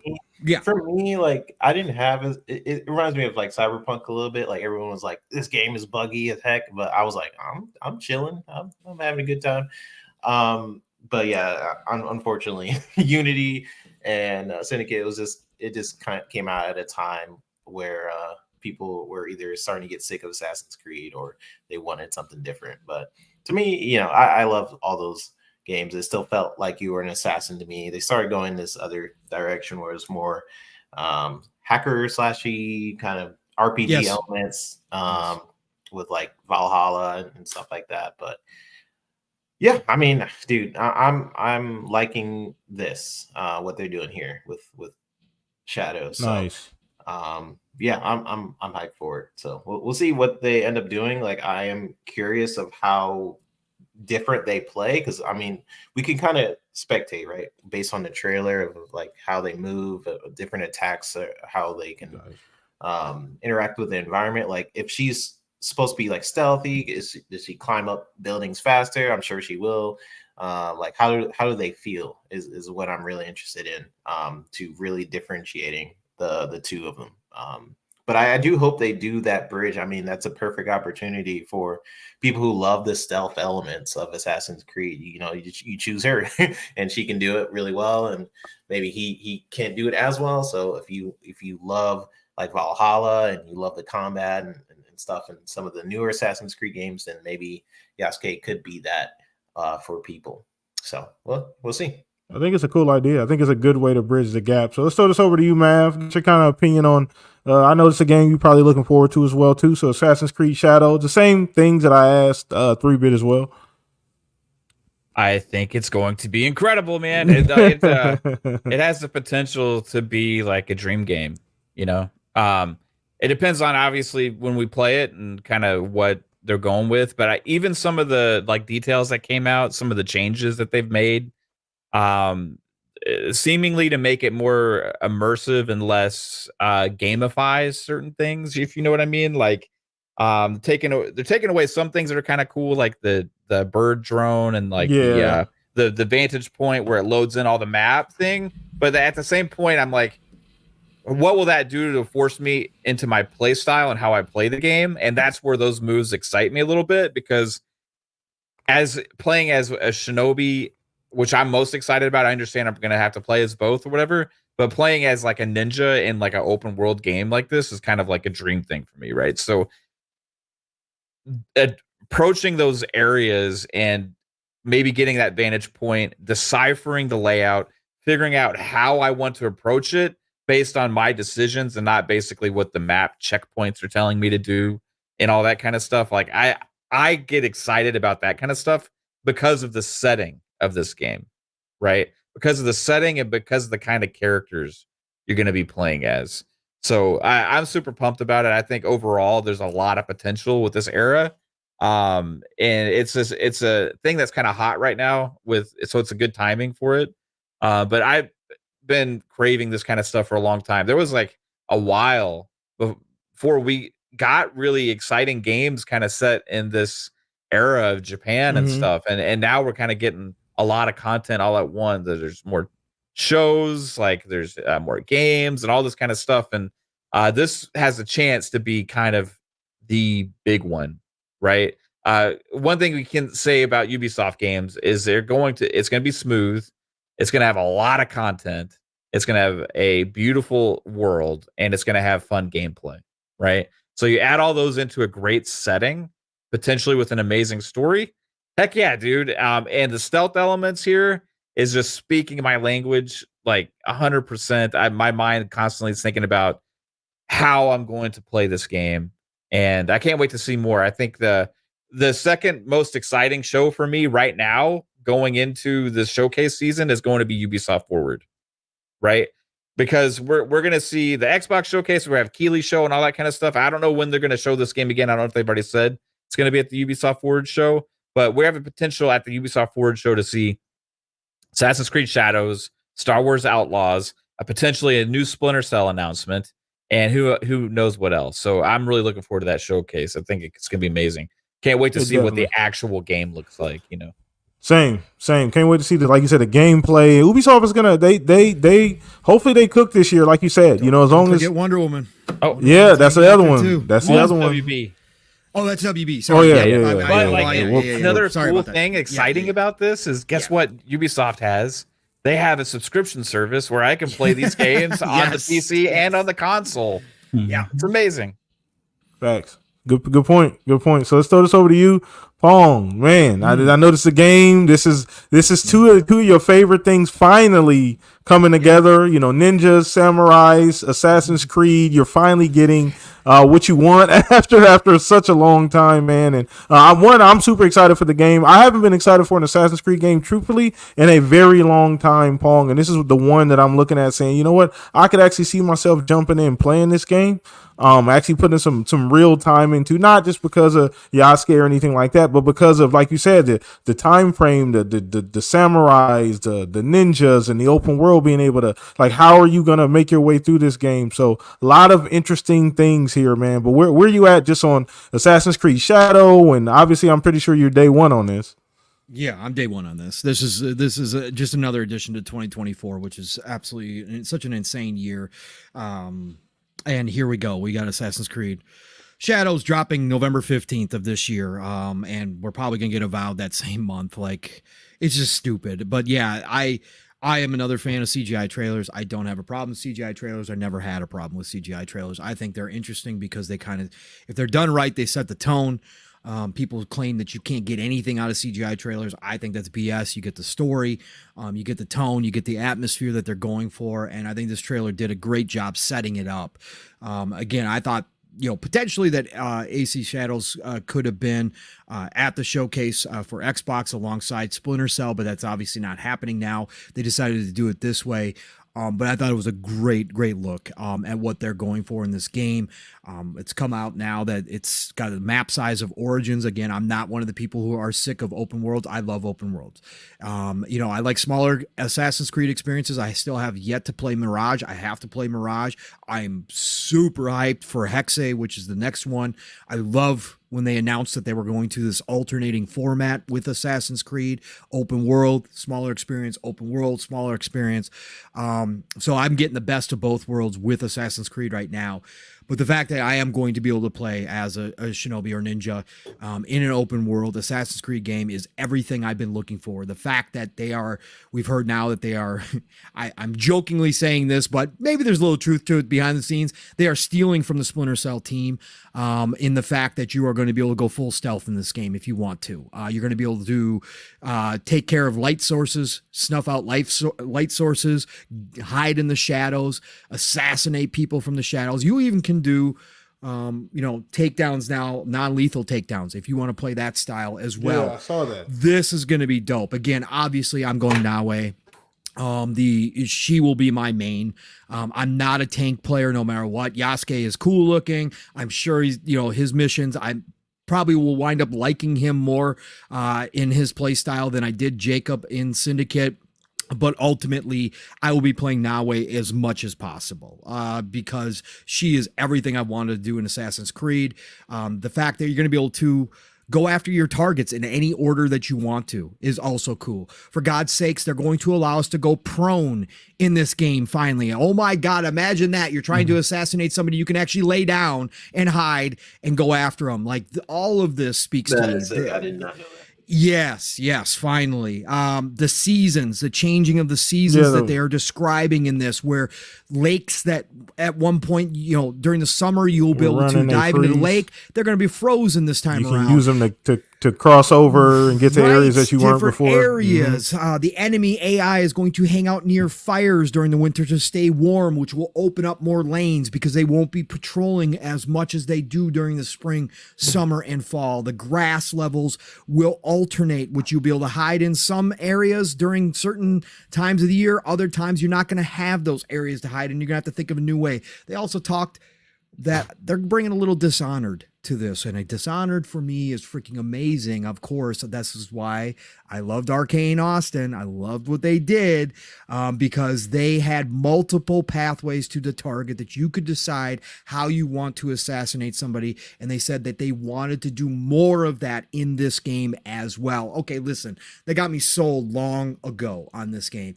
Everything they're doing, they are cooking right now. They are absolutely cooking.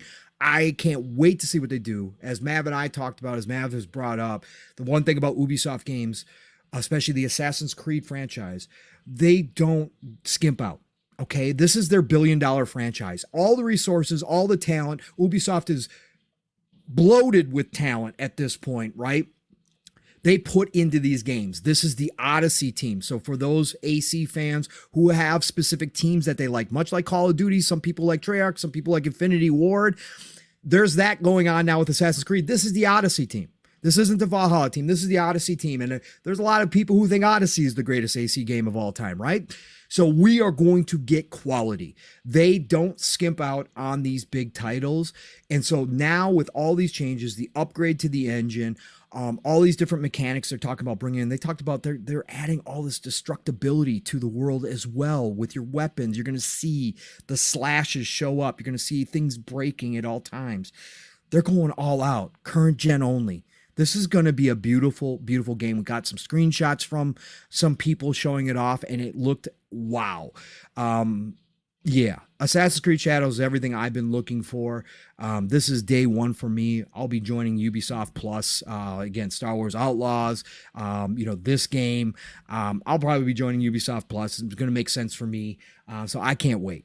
This game is going to be special and just add to what is already moving up the GOAT ladder of years for video games. By the end is all said and done, this might be the greatest of all time year. So, but Assassin's Creed Shadow is definitely on the list. I thought the industry was in a rut. Man, let's crazy. You know what's crazy is you said that with all your heart. I want you to say that one more time for the people in the back, Pong. This might be the. This will be the GOAT. This will wind up being the GOAT year. I don't know how it's not going to be. Coming off last, again, we can have the discussion. Everybody can have their opinion. There's lots of years that were freaking fantastic in the video game industry, but overall, just with what we've seen from the beginning of this year, that has just carried on in to May, and we're getting Hellblade 2 next week, right? Now, what we know is lined up for the end of the year. For me, this is going to wind up being the GOAT year, I imagine, when it's all said and done, for sure. Fact. And we talked about that late last year. We did. Was lining up that way, even though we didn't have the big games, we didn't have the Zeldas, we didn't have the Spider-Mans, right? We didn't have the Starfields, we didn't have necessarily those big games. We had a whole lot coming this year. And in fact, we've had more surprises this year than we normally do in a normal gaming year to start the year, which has blown this year up. Like games, again, it's going to be all personal. It's going to depend on what you like. But for me, what I've played this year is going to probably go down as the GOAT year, especially now how the second half is lining up. If all these games hit, easy, man. And we're saying this. Make sure you mark this on the calendar, May 18th. We're already saying this. So, I mean, we after coming off last year, man, that's in. But Pong, come on now, Pong. You know, Pong don't just say that. Pong don't just talk like that. We got to have actual evidence, right? So it's crazy, man. Despite how it feels on the Bird app, despite how it feels, and obviously there is the side where the business side, right? It is tough to ignore. We're seeing a lot of contraction. You can't let that lean on you, though. No, as just a pure gamer, as I'm just looking at gaming, my God, again, the golden age is here, folks. I can't say it any other way. For me, I am flooded, avalanched, covered in games that I have so many in my wish list and my things that I want to get. Again, I haven't even played Mirage yet. I have games to the point where if they didn't make another game for the next 5 years, I'd be okay at this point. Like, I have so much to get into, and that's not including Diablo expansion. That's not including Starfield expansion. That's not including all this extra stuff of these games just getting bigger and better. Yo, it's an incredible time to be a gamer, man. That's all I'm gonna say. Shout out to Steel. Yeah, we got the flip-flops on. You know why, Steel? Because it's sunny. We on the beach in Speculation Town. That's why we got flip-flops on. Buddy, you should probably put yours on, too, and come join us, brother. Now, shout out to Steel. We love you. We love you in the chat. But Fuzz, man, I know you got to get your bars off here, too, before we switch pages here. But yeah, man, this is obviously it's a big deal. Assassin's Creed Shadows, one of the ones we're looking forward to. Now, Ubisoft, obviously, from a business standpoint, haven't necessarily been in the spotlight for good things lately. But what we do know is that they are actively, at least with Assassin's Creed, trying to do the right thing, especially with the last one and with this one. They seem to be trying to perfect the recipe, and that's what I prefer developers to do.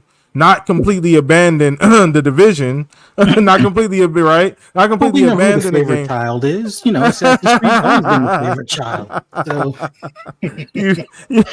division over in the corner with just a piece of white bread and some scraps, while Assassin's Creed at the table with all the food. But it's okay, it is what it is. But not to get off topic too much here. But yeah, just what do you think? Day one in on this one too?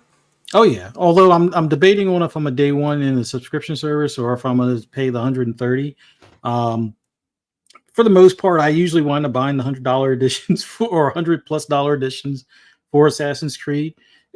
This time I might just do the subscription, and then by the time it's the second month, they'll probably have it where it's half off, so it'll wind up being a little bit cheaper that way. But yeah, I'm definitely looking forward to this. Like, I'm a big fan of these most recent iterations of games in that region. Like I said, back in 2020, Ghost of Tsushima was my game of the year. I love the fact that Assassin's Creed is doing this for the just the simple fact that they're great as far as getting some of the things right when it comes to history and some of the in-depth stuff that they'll go through as far as whether it's the lesson after the fact where you do the tours through the land, or just some of the things as far as where real events that are, documented will be incorporated into this. Now, yes, the other character is fictional, but her father isn't. So I'm curious to see how everything plays out. Having it where it's like almost like a GTA 5 where you're having the two switchable characters. Mm-hmm. I wish more games would start doing things along those lines. Like I've said it before, even with GTA 5, the biggest thing for me that would have made that the perfect game was if you could do the co-op and then each person be their, pick a player basically out of the three main characters kind of thing. But, having it where you could switch between characters, having it where you could basically do over 90% of the game as just one particular character is an awesome setup. Syndicate wasn't necessarily one of my favorites. Origins is still my favorite, with Odyssey a very close second to it. And I think it was more so the size of the game. Odyssey, I 100% the main story and 70% the DLC, but Origins, I 100% the main and all the DLC. So I'm hoping it's in that size range. Valhalla was just too long of a game. At least probably how I played, because I did all of the raids before I was supposed to do the raids. So then it was like I redoing the raids for lands I've already, taken over type of thing. So it was just a weird experience. So this time I'll probably follow the storyline a little bit more, so I don't have a repeat scenario type of thing. But overall, I just like the concept of having Yosuke in this game. As far as the discourse on it, I don't want to comment too much on it, because it's almost like everything we're waiting to be mad about kind of thing. And it just gets annoying at points where it's like, what happened to just not buying the game? Like, really, just not buy the game. Like I said my piece on Stellar Blade and moved on. Like, I'm not buying the game, and that's that. So move on. But no, it's now going to be a movement and whatever. But kudos to those people. If they want to, do that instead of game, then by all means let them have their, I guess, anger relief or whatever. But I'm looking forward to this game either way you look at it. I've been looking forward to Assassin's Creed. Now, Mirage being the more of the older style, which I wasn't necessarily a fan of the older style. That's why I haven't picked that one up as of yet. But, the more open world ones that are leaning more RPG-like as far as your builds and not just the stats, but also the talent tree and or skill tree and stuff like that. I'm curious to see how far you can, adjust things. Like it's known that Yasuke is going to be the more of the brute or more of the, like you said, the tank. Yeah. And what's her name? Nano? Is it Nawe? She's going to be more of the stealth, assassin type of deal. I'm wondering if you can, spec points to kind of change those things around, because I just want to be able to try both characters and almost do some of the stuff that Pong, you'll probably see this real soon in like what do you call it? Ghost of Tsushima, where you can basically attack or switch on the fly. Like, hey, challenge the guy at the front door, scare half the people, and then start murking them as they run away. And you're probably not supposed to do that because that's not honorable if they turn their back and run and you murk them. But hey, I by all means, the brutality. I'm hoping they have dismemberment just like they did in Valhalla. Like if they have that dismemberment. And I know it probably sounds morbid, but I just want to have that satisfying crunch as far as being able to, go through waves of enemies and things along those lines. Like each one of the combats to me have improved over the past few Assassin's Creed. So as long as that continues, I'm looking forward to how that combat plays out and stuff like that. But yeah, definitely looking forward to this game. The heck with the people making noise over nonsense. Oh, he's not a samurai, he was a retainer. I'm seeing Japanese people. One is supposed to be a descendant of another retainer that was definitely a samurai or considered a samurai. I don't know. I don't know why people care to argue with people that are part of that history, but yeah. So but all I gotta do is ask them, like, what do you think a retainer does? Then you're like, okay. Well, they also try to pass off that one photo that had nothing to do with Yasuke or anything other than, like, I think it was the Portuguese or something like that come into Japan, and it's like, oh, the guy's holding an umbrella. Yeah, that's not it. Nice try though, but no, just I don't know. But anyway, looks like it's going to be an awesome game. Yeah, definitely. Hoping everything, even though, like Pong said, it's a CGI trailer.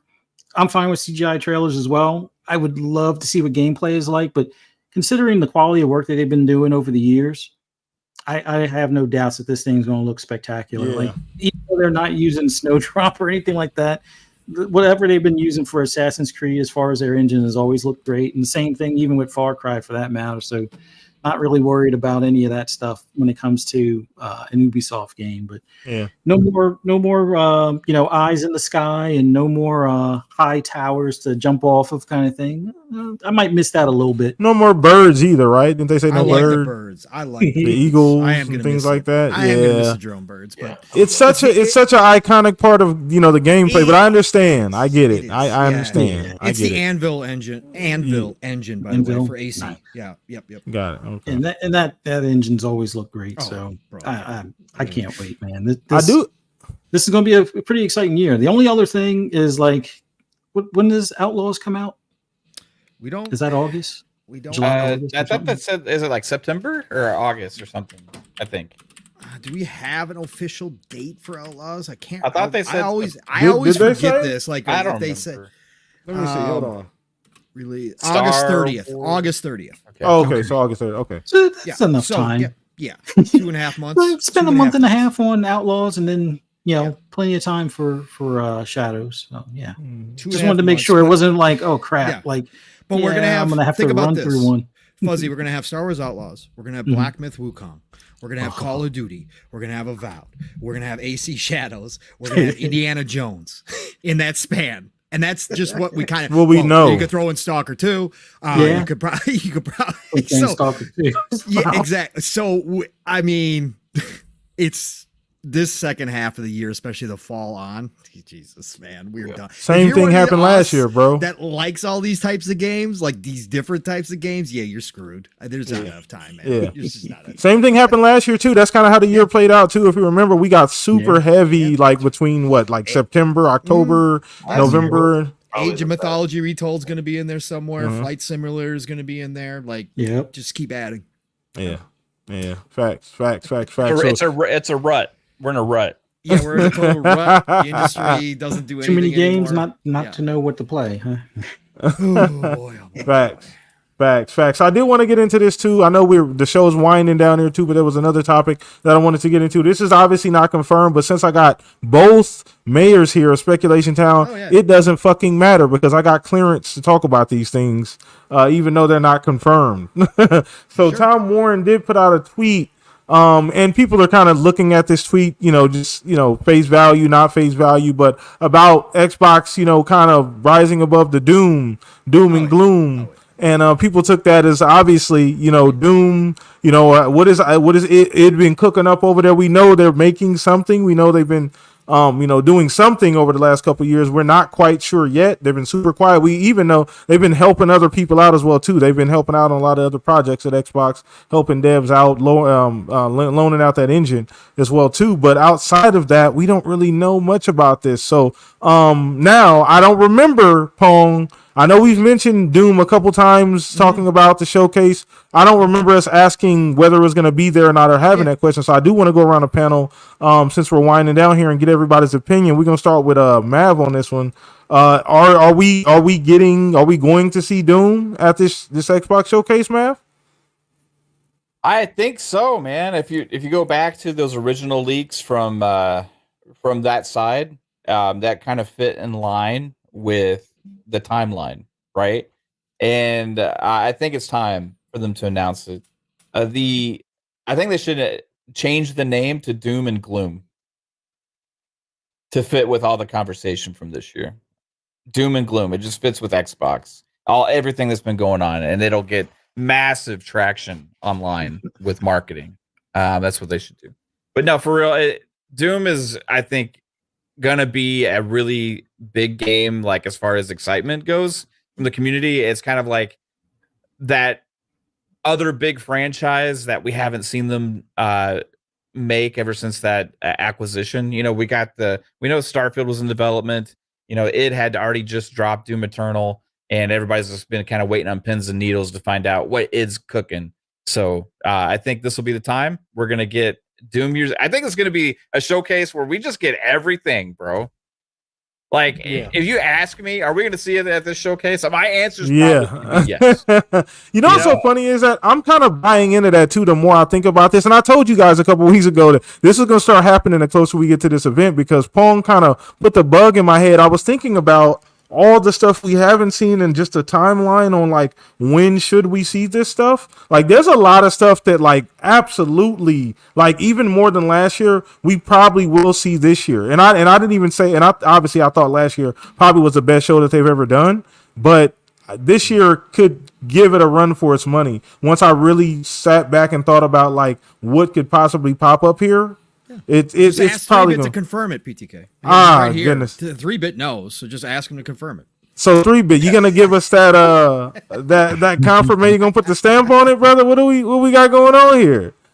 But can we go down a list and just ask? Yeah. That's probably the better way to do it. It doesn't work though because we're not on camera, man. We don't. It just does not. He can't hide it in his voice either. His voice like gets squeaky. Yeah, but he'll just go on mute, and then we get nothing. He's like, no, I don't know. What? I don't know. What game? I didn't hear you. Yeah. What's Xbox?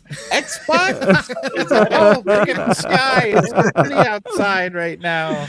I love skyboxes. What's Xbox? What? Right? Did you guys know I'm getting married soon? You guys know about my new house? Let's talk about my new house. My fifth house in the 3-bit. past year. Defend yourself, 3-bit. Come on, man. Defend yourself, 3-bit.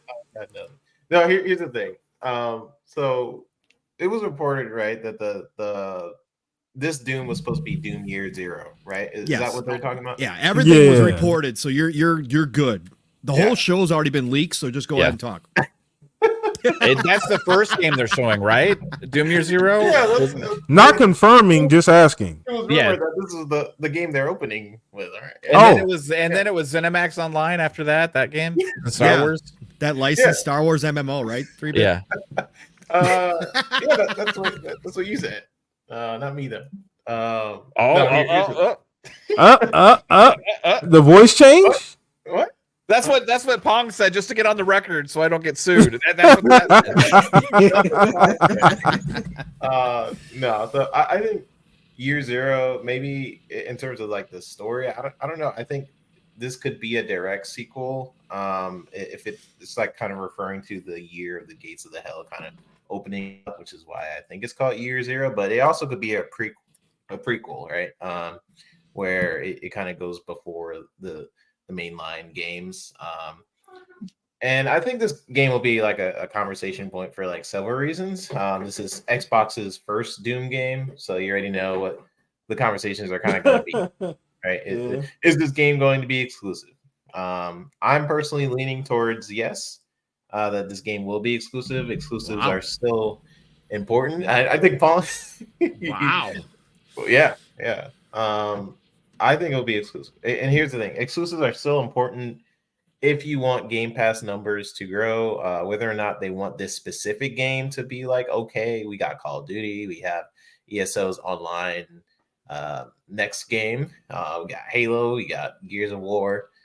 What's another game we can start to like kind of like stack up? So it looks like Game Pass is just this huge library, so people can subscribe. And I feel like Doom could be that thing that pushes people over that edge to go over to the Game Pass side, because you also got the media presence, right? Where while the media always these past few years they've been bashing Call of Duties, the past few Call of Duties they've been praising Doom as it gets like 10s and 9s.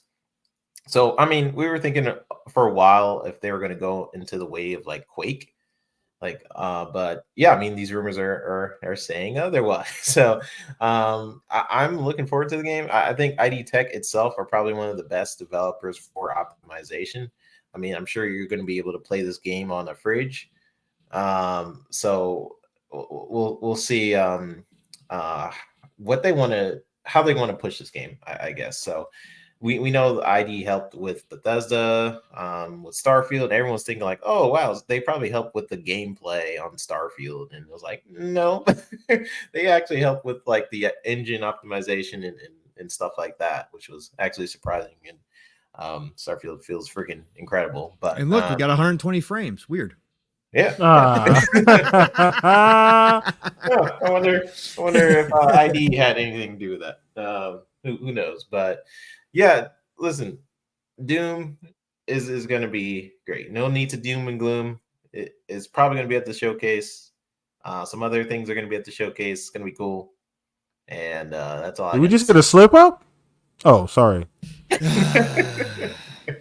He's doing his best. He's doing his best. Like I said, we have him on camera. Oh my goodness! My goodness! I like this no camera thing. But brother, this does sound like fun though. Like, okay, so what all could be at the show, right? Like Doom Year Zero. I think all of us would maybe. Is there any one of us that would say no to that? No, there's not a single one of us that would say no. Okay, what about Perfect Dark Zero? Or sorry, Perfect Dark. I mean, that's already came out. Yeah.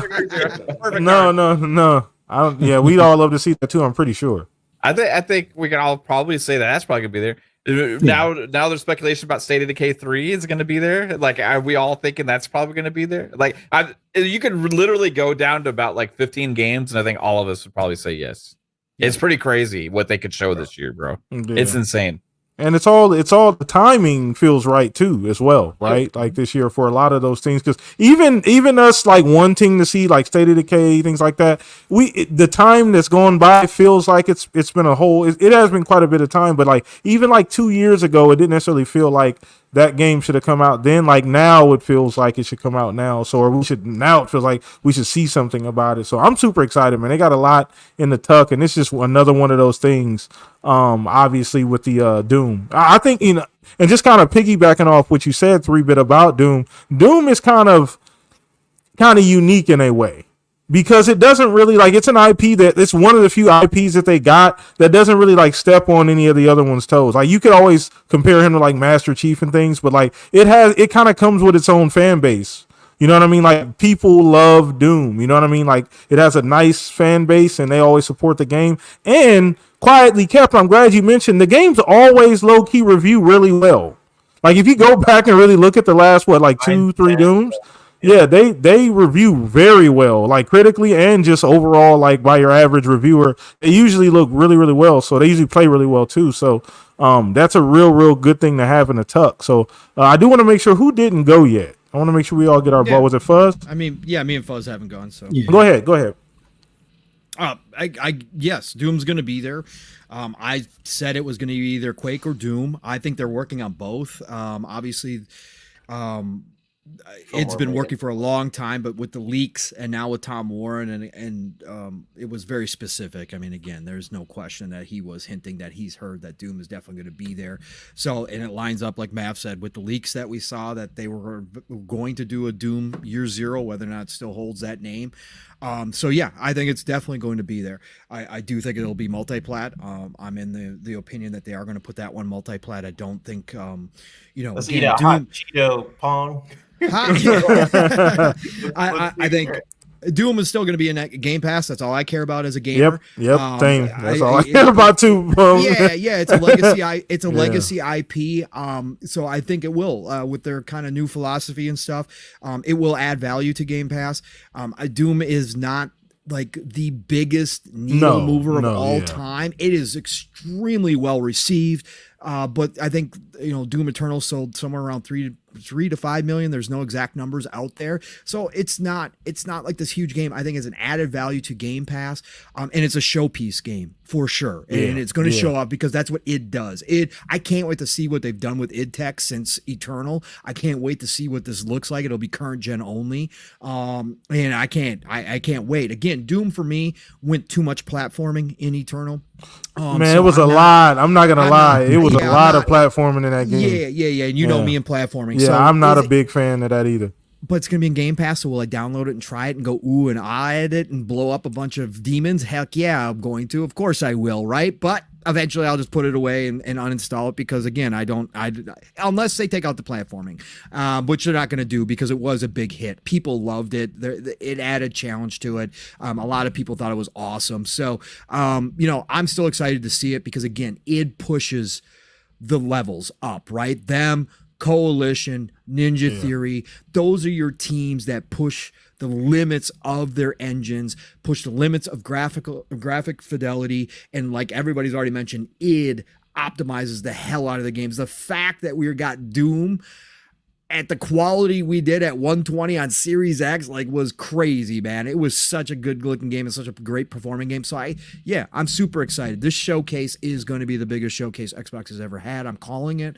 I think it is going to. I think they're. I'm holding you to that too. I'm holding you to that. I hope so too, because last year, and this last year was a high bar. I said, I thought last year was their best show ever, and that's a huge bar. They got nothing to lose now. They got nothing to lose. They're all in. They got everything. They got ABK. There's nothing to hold back for. They're removing themselves from the traditional way things have been done.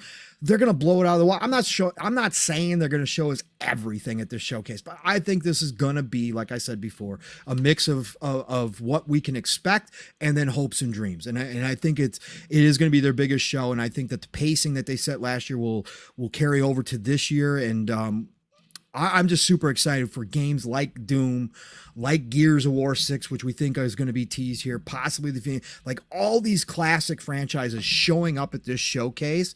It's going to be one hell of a show, and Doom's just going to be one of those cherries on top of a great, big, huge banana split, man. It's going to be fun as hell. I can't wait, man. All right, Fuzz, just to round out the topic, brother. What you think, man? Doom showing up?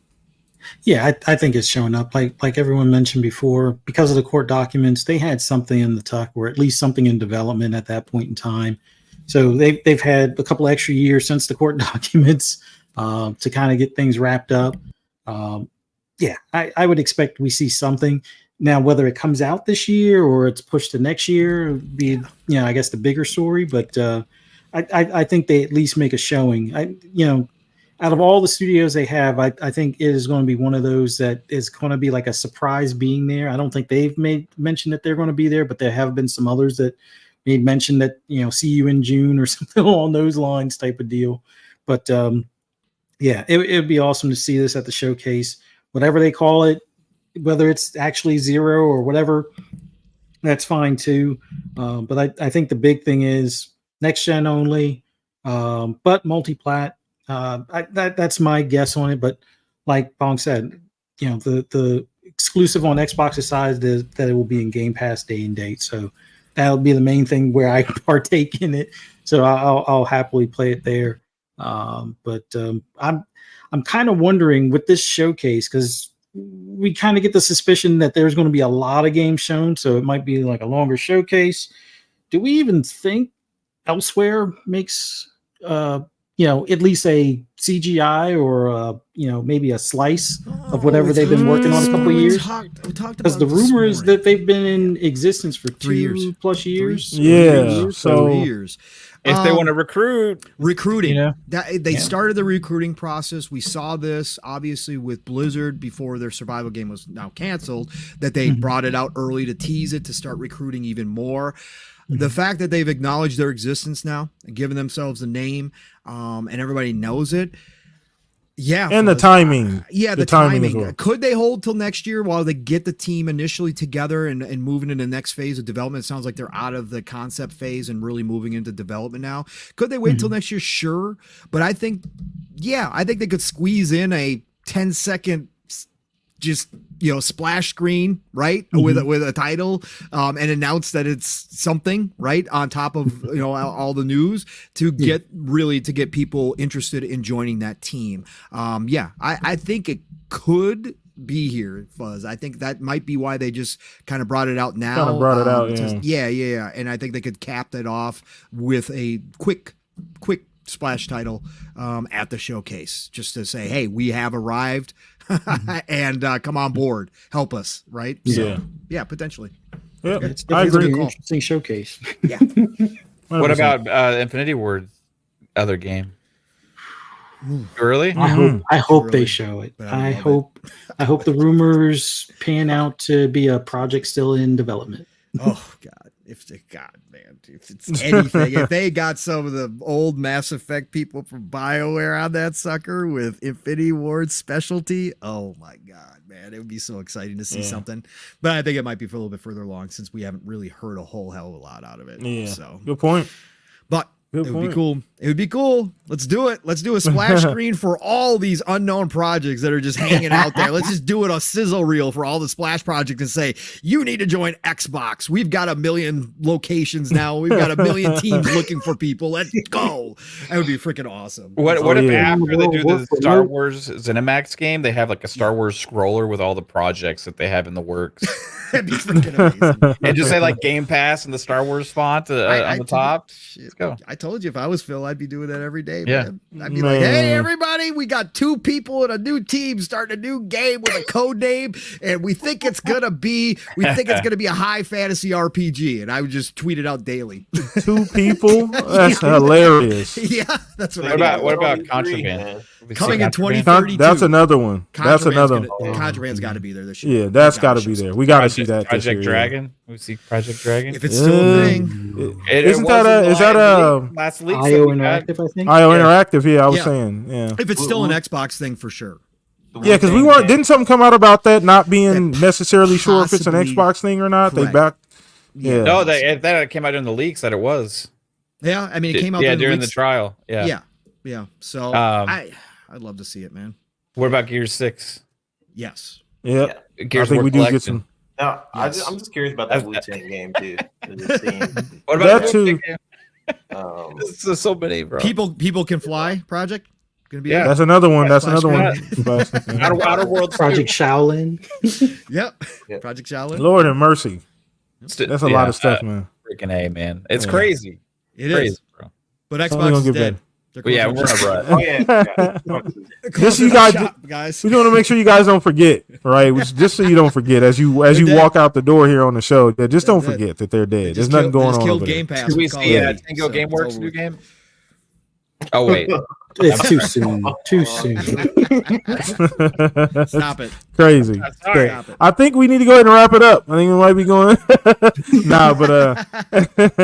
No. Once again, great topic, great show, great chat. You guys are freaking amazing. I think we can go and wrap it up on that note, man. It was such a phenomenal show. Great topics this week, and it's only going to get better. Only going to get better. Now, I didn't bring this up, but did anybody hit on the Xbox FanFest stuff? Anybody hit on that? Do you know anybody that hit on it? I didn't even see anybody that won. I know somebody has a +1 for Kay Asante. Somebody from his chat earlier.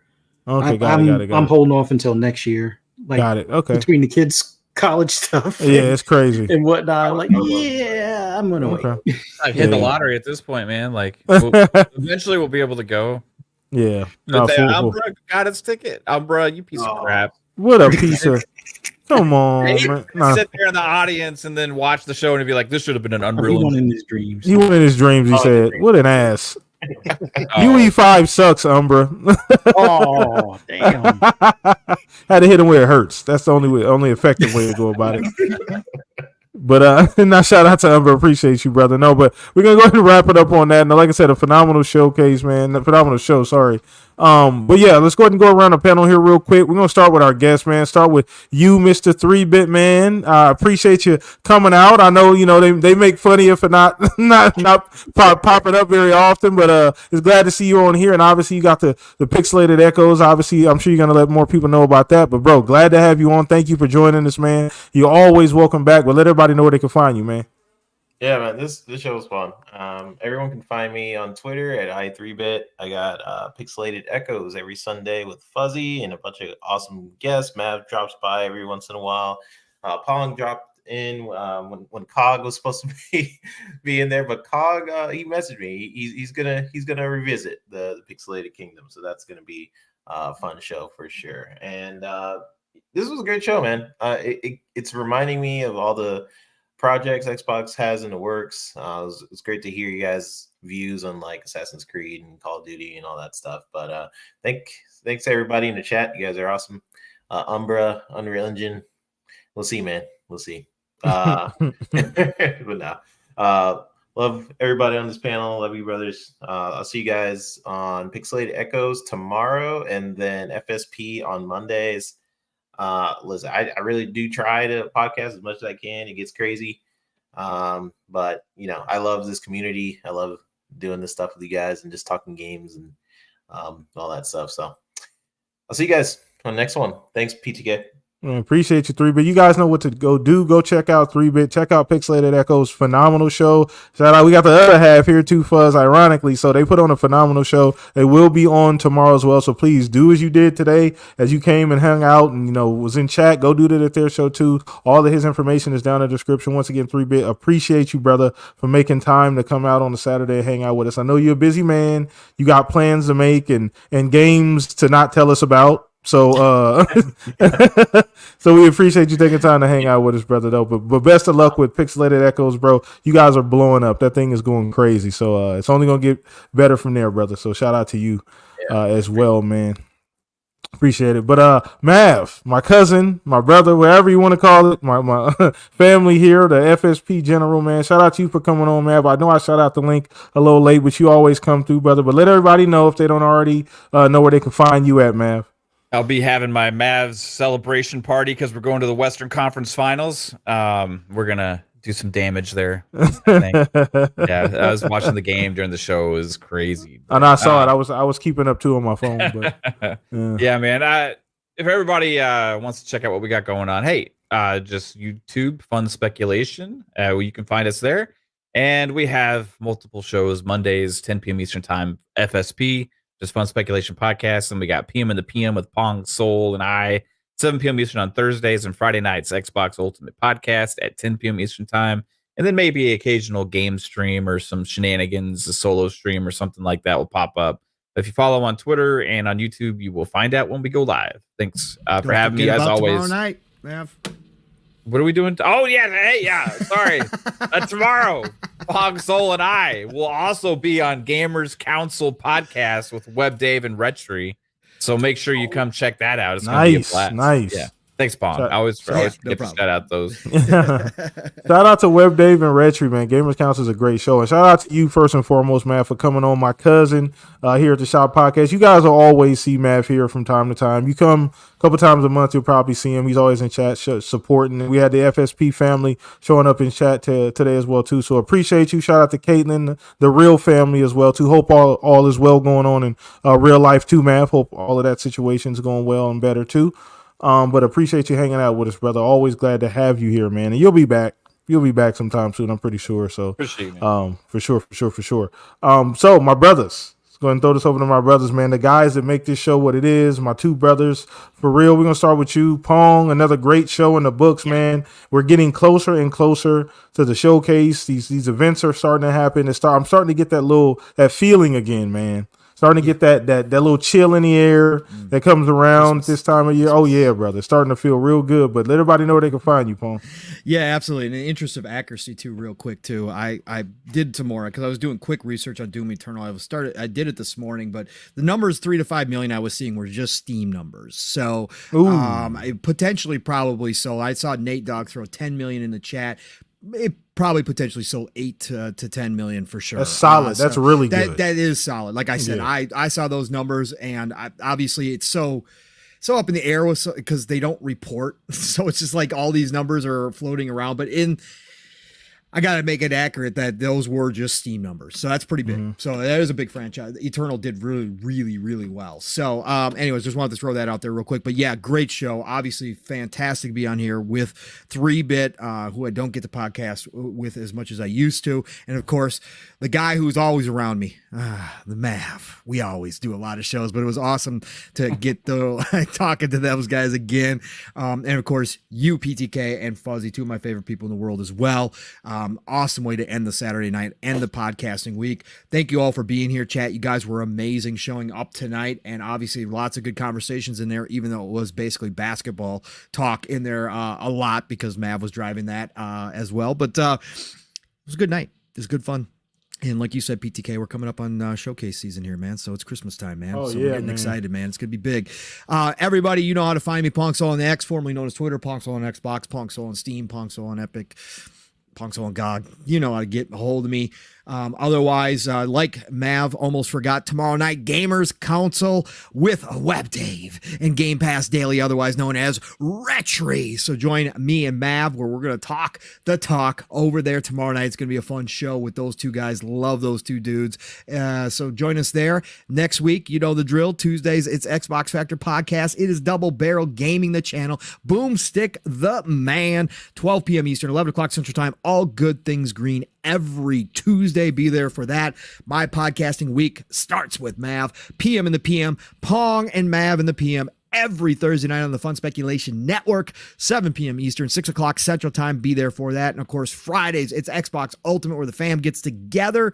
We never know how many people are going to be there, but we have lots of laughs, lots of good conversation, 10 p.m. Eastern, 9 o'clock Central Time every Friday. And then, of course, Saturday morning. Man, you know what? Again, it might become a floating show depending on Steel's situation, but right now we are still rocking on Saturday mornings. Got to be there for Living Split Screen. Today was legitimately 5.5 hours. I missed the very end of the show because my internet conked out right at the end, but we did hit 5.5 hours. Me and Steel. The chat gets involved a lot. That's what drives a lot of the conversation, a lot of Saturdays. They get us going sideways. We talk about all sorts of topics. our intros this morning was nearly 2 hours because we just got rolling talking games and the chat got involved. It's crazy, man. But join us every Saturday, Living Split Screen, 10 a.m. Eastern, 9 o'clock Central Time. Me and Steele get going. And then, of course, I'll be back here, God willing, for another episode of the Shop Podcast. Yeah, listen, golden age of gaming is here, folks. Get out there. Don't mind the BS if it bothers you. Just play games because there's hundreds, there's thousands of them out there. Play what you love. Love what you play, and I'll talk to y'all real soon. PTK, kick it back to you, brother. Let's go. Appreciate you, man. Appreciate you. You guys know where to keep up with Pong at, man. Gonna hit him up on Twitter, X, whatever you want to call it. Find him there. It's the easiest way to keep up with what he has going on all week. So appreciate you, Pong, bringing the energy to Duracell battery here at the Shop Podcast, brother. Thank you so much, man. And just I want to put it out there now too, because you're on the show live too, Mav. If anything crazy happens and I don't make it to this event, I'm probably gonna end up on your panel for the Xbox showcase. So I want to put my bid in early, just so you know. So put it out there. Speculation party over there watching the showcases, dude. Oh, yeah. Like I can't wait. You're gonna have food catered in. It's gonna be a long day. Yeah, it's gonna be a long day. But just putting that out there early so everybody knows. What do you want? Everything. But shout out to you. But let's throw this over to you, Fuzz, my other brother, man. A phenomenal show, man. So much to talk about this week, but we got it all in. Chat was amazing. Let everybody know where they can find you, Fuzz. Oh, always awesome being on here with you guys. Love it when we have Mav and 3-Bit on, and always love doing the show with you, PTK and Pong. Missed it last week, but understand why. Mother's Day. A ton of fun. Wife time, mom times. Yeah, it's what you got to do and have or thank the moms out there and things like that. I know I probably didn't say that last week on any of the shows I was on, but yeah, it's always good to be back on these shows with you guys talking gaming. And thanks to everybody in the chat for checking us out. Greatly appreciate you guys taking the time, both on Twitter and YouTube. And if you're on Twitter, please come to YouTube, hit that subscribe button, hit the like button if you haven't already. Greatly appreciate it. But for those that want to hear my rambles and rants on anything gaming related, just follow me on the app formerly known as Twitter at fuzzy_Belvedere. You can also find me with 3-Bit tomorrow at 6 p.m. tomorrow. It's going to be a little bit of an earlier show. Got some special guests that we'll have on tomorrow. Check us out. Just do a search on YouTube for Pixelated Echoes. And then you can also find me on Xbox Lunch Break Special on Double Barrel Gaming with Mr. Boomstick. Crispy Bomb and sometimes Silent Cypher or Gamepass Dad for a Monday afternoon, talk of gaming and what the gaming news week will be, basically kicking off with. And then later that night, come check us out on Fun Speculations channel for FSP, 10 p.m. Eastern Standard Time. Look forward to seeing everybody there. And then right back to Saturday. Hope to see you guys right back here, same place, same time, same channel for the Shop Podcast, 9 p.m. Eastern. Hope to see you guys there. Thanks again. Appreciate you, man. And once again, you guys know where to keep up with Fuzz as well, too. Hit him on all the socials. All that information is down below, man. Need more than videos, Fuzz. But I'm sure you'll get to it, brother. But appreciate you, man. Like I said, can't wait for these events coming up. But shout out to you, Fuzz, man. And last but not least, your boy PTK Blam across the board, the host here at the Shop Podcast. Hit me up if you guys want to play some games on Xbox Live. It's PTK Blam. Hit me up on the socials as well, too. You got any idea for guests, topics, things like that? DMs are always open on the Bird app, man. I don't block very many people, so DMs are always open. Hit me up there. But other than that, man, another phenomenal show in the book. So same time, same place next week. If you enjoyed this week, you can get this every single week if you just go ahead and hit that button, hit the like button as well too on your way out. But people, enjoy your weekend. Have fun. Please be safe above all else. See you guys next week, same time, same place. Peace out, everybody. Peace. Well,